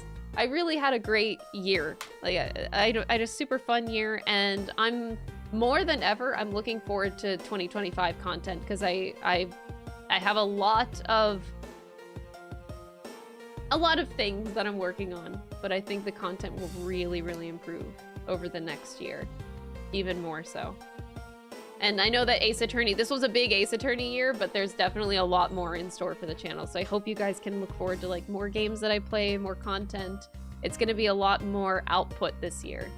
So I hope that you guys will be down for the ride. I really appreciate you guys so much. I hope you guys have a great Merry Christmas, Happy Holidays, Happy New Year, and just to reiterate, I will be playing Investigations, so my return stream is January 2nd, 4 p.m. Eastern. I'll make sure to post on Twitter, I'll post on Discord, Blue Sky, all the places, and on YouTube, the community posts. I'm utilizing those. So streams will resume January 2nd, 4 p.m. with continuing Ace Attorney Investigations 1. That is the return. But yeah, I've had a blast this year with the streams and every game that we played this year. I feel like I really accomplished a lot this year. I can be really proud of 2024, but I'm gonna be even more proud of 2025. Like, we're pushing, we're grinding. I'm so excited. So thank you guys for all the support. Also for all the donations today, especially. Like, this whole week has been crazy in donation land. Lecrae, thank you so much for the $20 super chat. I really, really appreciate that. I hope you guys have a really good happy holidays with your families or friends or whatever. I know it can be a tough time for people. So if you're one of those people, I'm sending you all my love. And just know you're not alone. And just have fun with the holiday season with whatever you can do with your means. Pikes, thank you for the 6 months membership on YouTube. I appreciate it. Thank you guys so much. Yeah, Disco Elysium was really crazy with the donations, but also it was a fun game to play. So thank you guys. All right, I'm gonna bust out of here. I hope you guys can look forward to the future of the channel. Thank you for watching my channel and even being even as small, like a little bit invested into it. Every minute that you guys watch just truly means the world to me. So I'm just wishing you guys the best and have a good happy holidays, okay? If you don't, I'm gonna have to ban you. So you better have a good time. Bye everybody, thank you for the stream and I will see you for Ace Attorney Investigations on January 2nd. Happy holidays, happy new year, bye everybody!